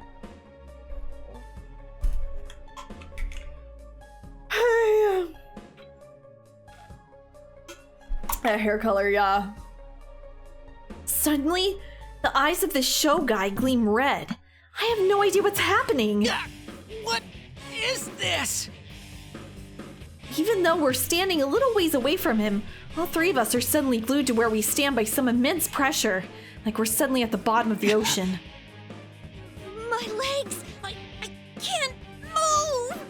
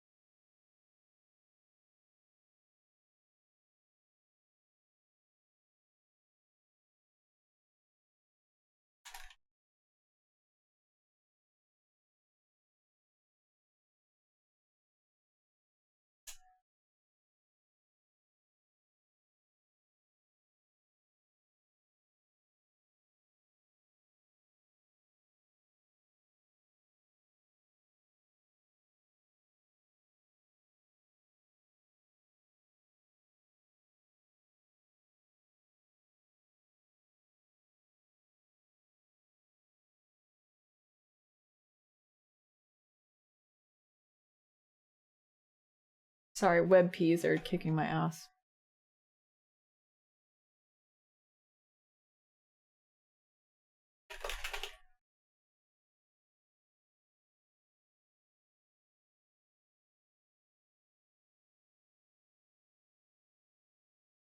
Bro.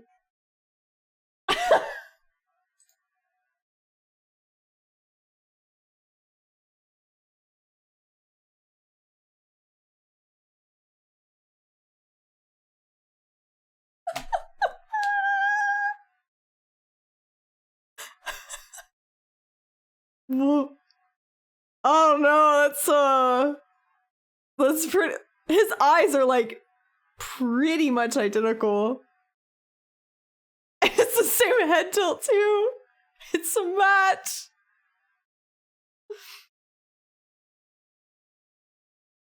That's like almost spot on. Just like kind of tweaked a bit. Even the messy hair. Where have you been? Been searching all along. When was Ultimax? I mean, it was definitely before P5, but I'm wondering how long. 2013? Oh yeah, that's like right there. That's probably like right when they were brainstorming a lot of the characters and stuff. 2012? 2014. Okay, we're getting 3 different dates here. Oh, 2013 arcades, 2014. Okay, so 13.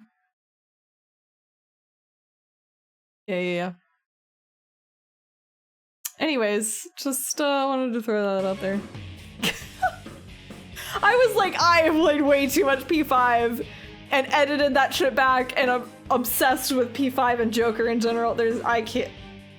My brain was instantly. I was like, that's just a Joker recolor.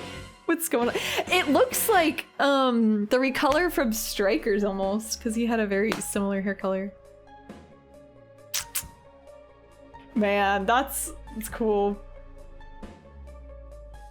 It's not like we're being pressed towards the ground. It's just like an intense pressure pushing in on us from all directions.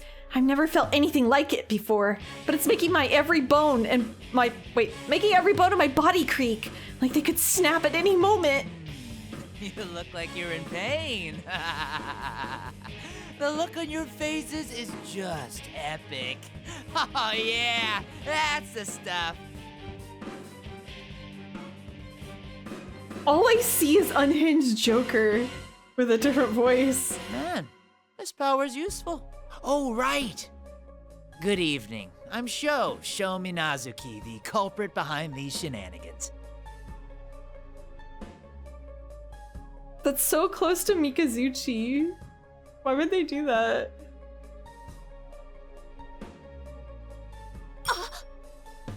You are? That's right. I'm the one that invited you here, and I'm showing myself right now.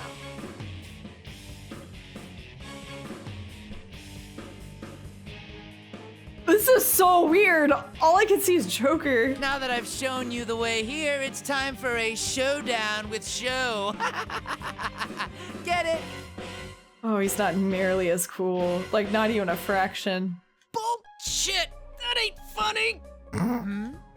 What's the matter? Get him, Yosuke. Laugh! Wasn't it funny? Come on, laugh!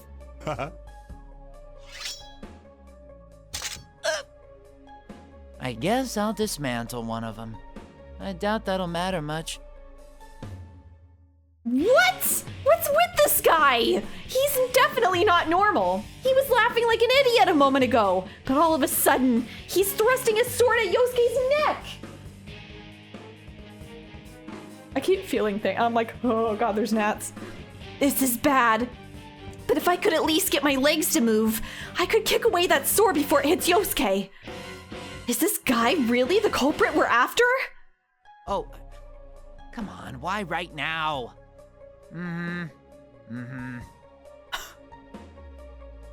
Suddenly, this Sho guy closes his eyes and acts like he's talking to someone. No way. A persona comm? Could he have had someone on his side with personas like Risei-chan's? After Sho finishes talking to whoever it is, he turns towards us and laughs like everything's normal. Sorry, we got more guests of honor. You guys are just the ginger on the side of the sushi, so all you get to do is look for your friends in the tower. But we have plenty of fun in store for the investigation team. You'll sure look forward to it.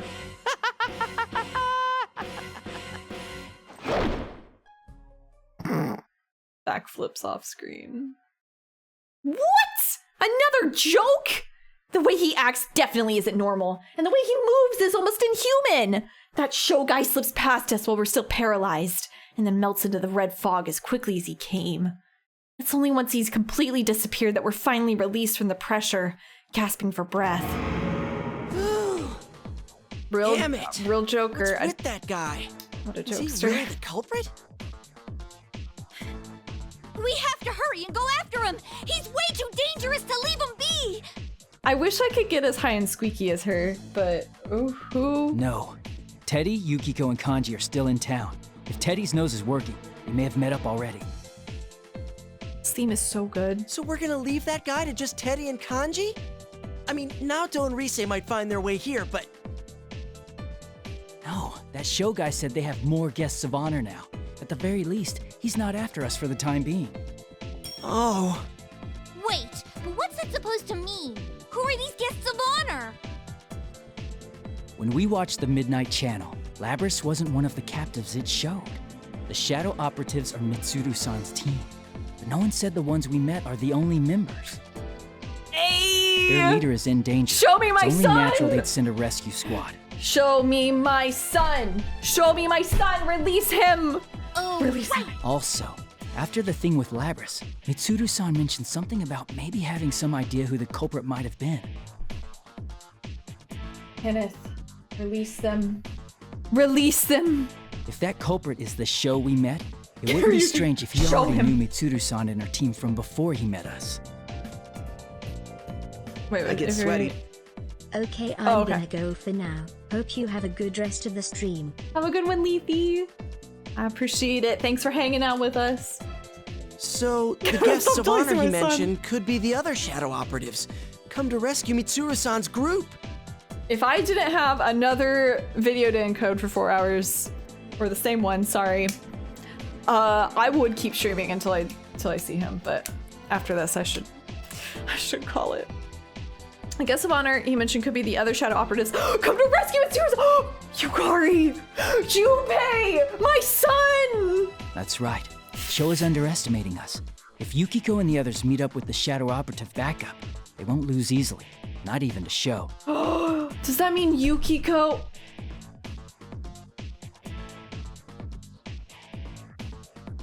Yukiko's probably gonna see them. Wow, you really are smart. Yes. Yes, he is. All right. If that's the case, we should get up this tower quick and rescue Mitsuru-san's group while he's not around. Yeah. No.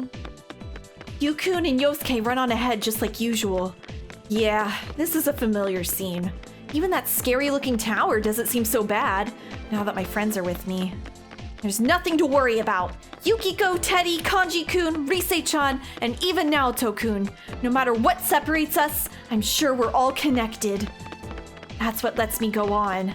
Maybe it's silly to think that way at a time like this, but it cheers me up a little. I follow behind the other two as fast as I can. Yeah, the OG3. Okay, I think that's it. Oh! Just kidding. It's good that we got into the school, but just as I thought, it's nothing like the Yasogami High I remember. It's even more distorted than the TV world version of the school we saw when we saved Labrys.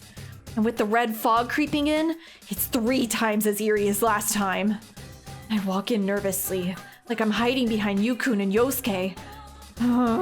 This is so humiliating. It's the same here as in town. The layout of the classrooms is all out of whack. I wonder how long this hallway goes on for. We keep passing by the same rooms. That reminds me. I remember a story like that. Something about the 7 mysteries of the school and a hallway that loops endlessly. You know who knows about loops? My son. You should find him. Hey, cut it out!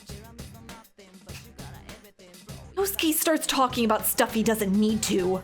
He knows I hate that stuff. Telling a ghost story here is like adding more sauce to an already overflowing beef bowl. Oh, fuck. Go back. I know he's kidding around to cheer me up, but honestly, it's not doing much for my mood. That aside, the tower on top of the school seems pretty huge. We need to get up there, but I can tell it's gonna be tough if we don't have to wander back and forth through hallways like, oh, if we have to. Whatever. Not only that, those fakes will probably attack us again too. So, do you think that show guy really is the culprit? Who knows? It's pretty suspicious that he's taking credit for all this, if you ask me. But then again, he didn't seem like an ordinary guy. When his eyes gleamed red, I lost control over my muscles. Like he commanded them, don't move. If that was a type of hypnosis, it's pretty powerful. If Sho is the culprit, He could have controlled those hijackers the same way. Yukun mentioned that back at the food court. According to him, there was a hijacking to cover up Labrys's kidnapping, and the hijackers had no memory at all about what happened. It's true that when those red eyes stared at us, I felt a peculiar sense of intimidation that chilled me to the bone. It was such incredible power that I couldn't even believe it came from a person like us. As we remember things and talk them over, we start to sort out details about that show guy. He had red hair, a big scar on his face, 2 swords. Wait, there was something else I noticed. Hey, wasn't he wearing our school's uniform? Oh. Huh? Oh. Now that you mention it, it did kind of look like it. I'm sure of it. I've never seen a school uniform like that besides ours. Then does that mean Sho goes to Yasogami? What? You're serious? No, he goes to Shujin. Is it possible for us to not know about a guy who sticks out that much? I did think from last time that the culprit would be someone with ties to Mitsuru-san. I still can't shake that theory.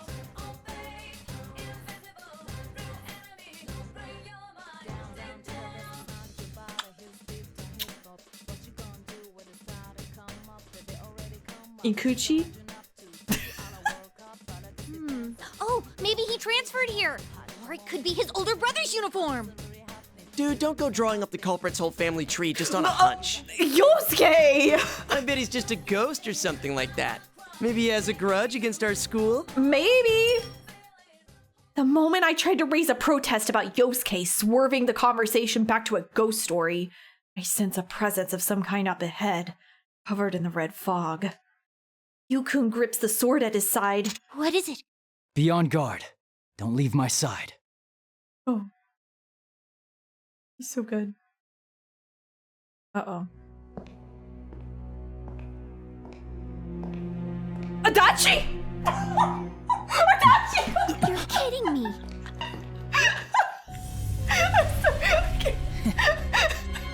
Hey guys, long time no see. Are you serious? Adachi-san. What is this? Not the to be continued, bro! You can't hit me with that! Oh my god, the way his name clawed out of my throat. It was like guttural.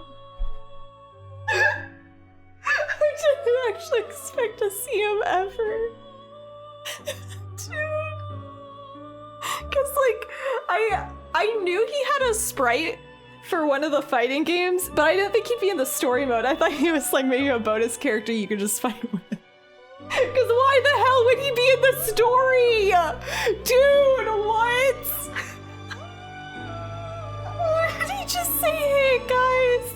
Like everything's fine. He's like, hey y'all, what's up? Hey, it's been a while. Is he not in jail? The best 27-year-old is here. I broke out of jail. Oops. I don't know. Just feeling a little silly.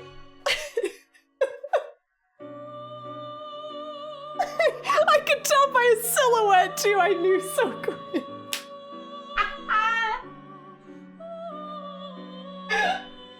Adachi! Oh my god.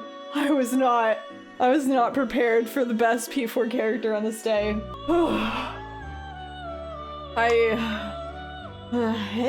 Hello, fellow children.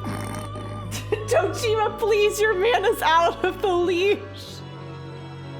Go get him. He is a danger to society, literally. You need to go get him.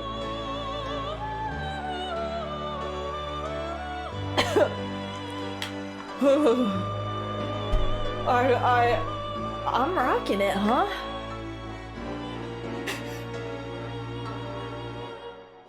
What was that? I actually thought it might have been Ken, like for real. Like I was like, oh my god, my son is walking down the hall. He's approaching, and then I was like, they wouldn't put my son in a red light like this. I wish. Books. Books is having the worst time right now. Oh, it's too bad Sabrina's not here. Someone needs to tell Sabrina, her man. Adachi. Oh, I can't believe Adachi's in this game.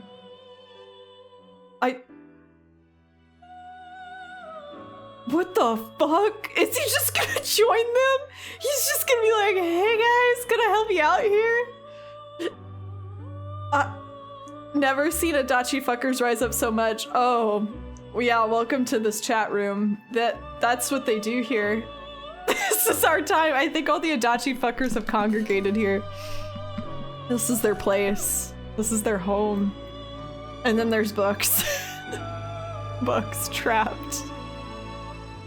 I am not an Adachi fucker. I just think he's neat. Whoa there. Oh God, what a boost of serotonin. Why does Adachi do this?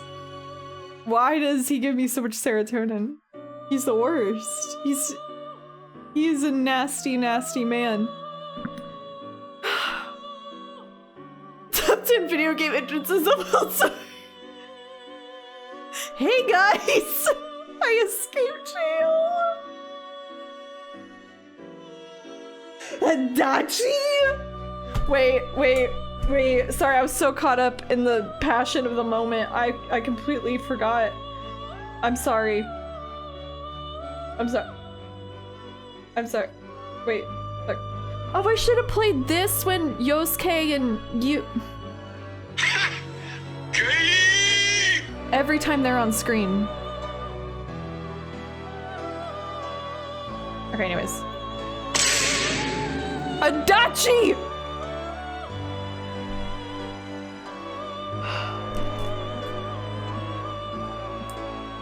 I feel like I got the wind knocked out of me. Adachi. Adachi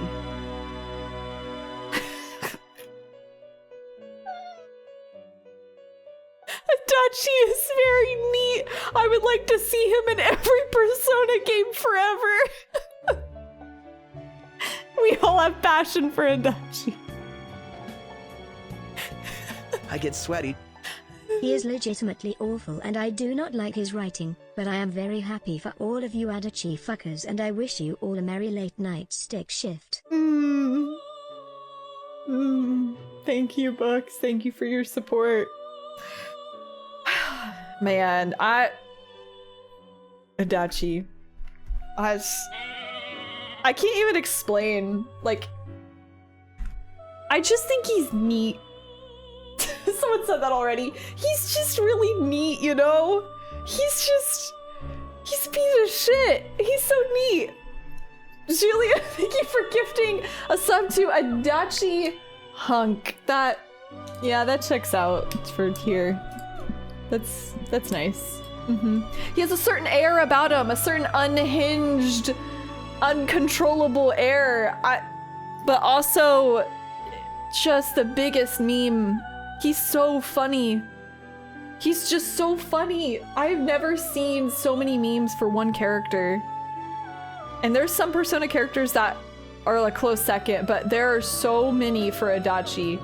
Like, it's never ending. Sweaty. I hate him BC, he's awful, but I love him BC. Everyone has met an Adachi you feel? He's honestly so real. Yeah, no, I really do like Adachi's writing a lot. I always say Adachi is what made P4 for me. Yep.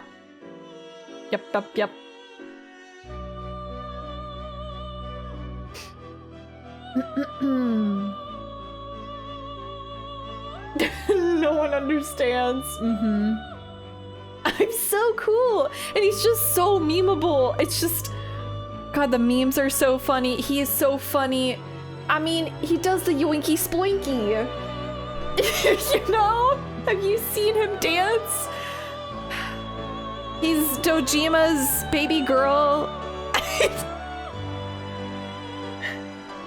But yeah, honestly, Adachi, Yeah, he really made P4 for me.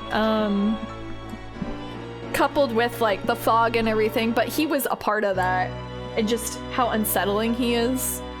And then even before you figure out it's him and like the build-up is also like just the creepiness of P4, and then Adachi's in the center of all of it. So I get sweaty. Yeah. Is now a good time to mention that my dream consisted of me crying with Adachi at Target? Leak smile.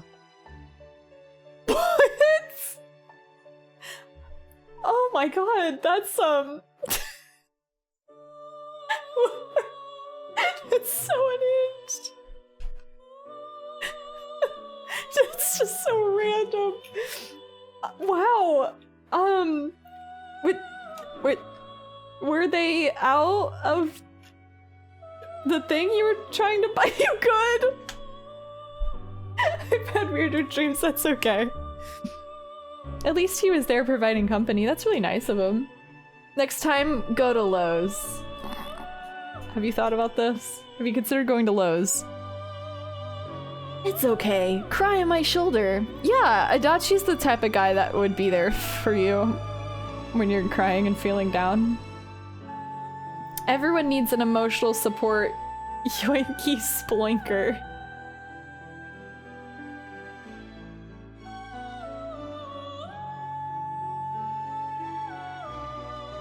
You're embarrassing me. You're embarrassing me. We got there in the end. True. Like I said, the memes. The memes are, they are peak. Emotional support cabbage. I ate so much cabbage this week, I think I summoned him. I summoned even. I think I definitely summoned him. Holy shit, Adachi.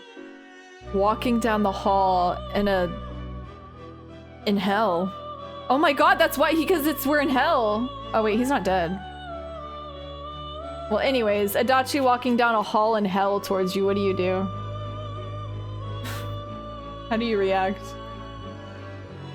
He's very good at falling down the stairs. Hi. Do you have a moment? Like, bitch, he's not even dead. He's just in jail. A hype train. For me? Don't you realize what you're getting into, dumbass? That's not even the right one! Oh, that's the other one. That's the other malware. Thank you for the 222. I don't hesitate to unload an entire clip in him. Not an entire clip. Not straight up murder. Oh, probably hug him or something. Oh, that's sweet. You know, Adachi could probably use a couple hugs in his life. That's what got him into all this mess, is that he wasn't getting hugs from anyone. Probably ever, you know?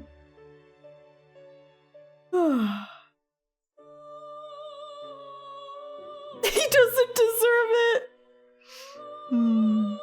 I forgot which one it was. Akechi is 222, Adachi is 210.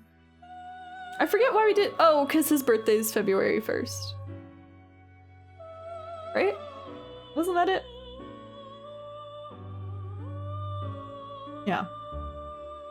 Yeah, no, I'm not touching that, man. Fair. Valid. What is this? Oh god. Why is everyone reacting like this?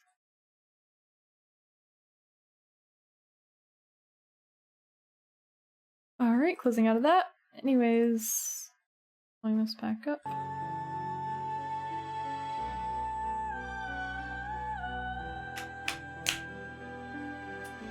Anyways, remember that time you tried to hug the reporter for the P4 game? Oh, in the P4 game? Yep. He sure did, didn't he? Also, tripped her into the TV as he went in for that hug.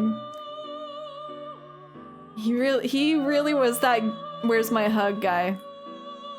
Where's my hug? Yeah. Things you wish you could unsee, I'm sorry. Well, on that note, Adachi. I can't believe what I saw today. things to look forward to for tomorrow, but I have to go encode a video for 4 hours. And then upload it for another 3 or so. So I must take my leave, unfortunately.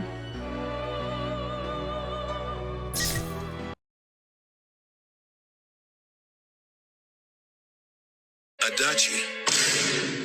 Adachi! Adachi!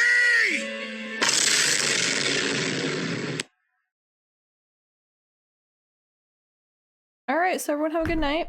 Thanks for hanging out. See you tomorrow. Hopefully with a video uploaded on youtube.com.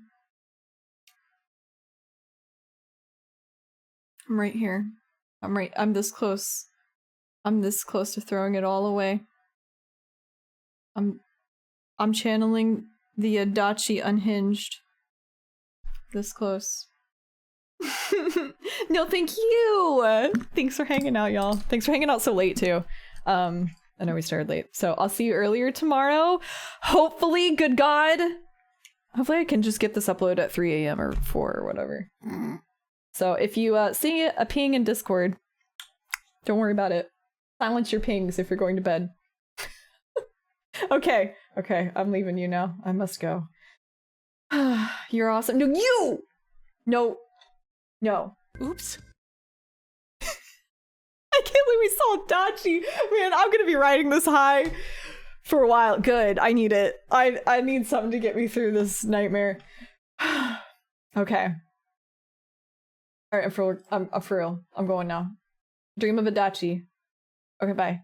Well, I shall bid you farewell for now. Good night. Oops.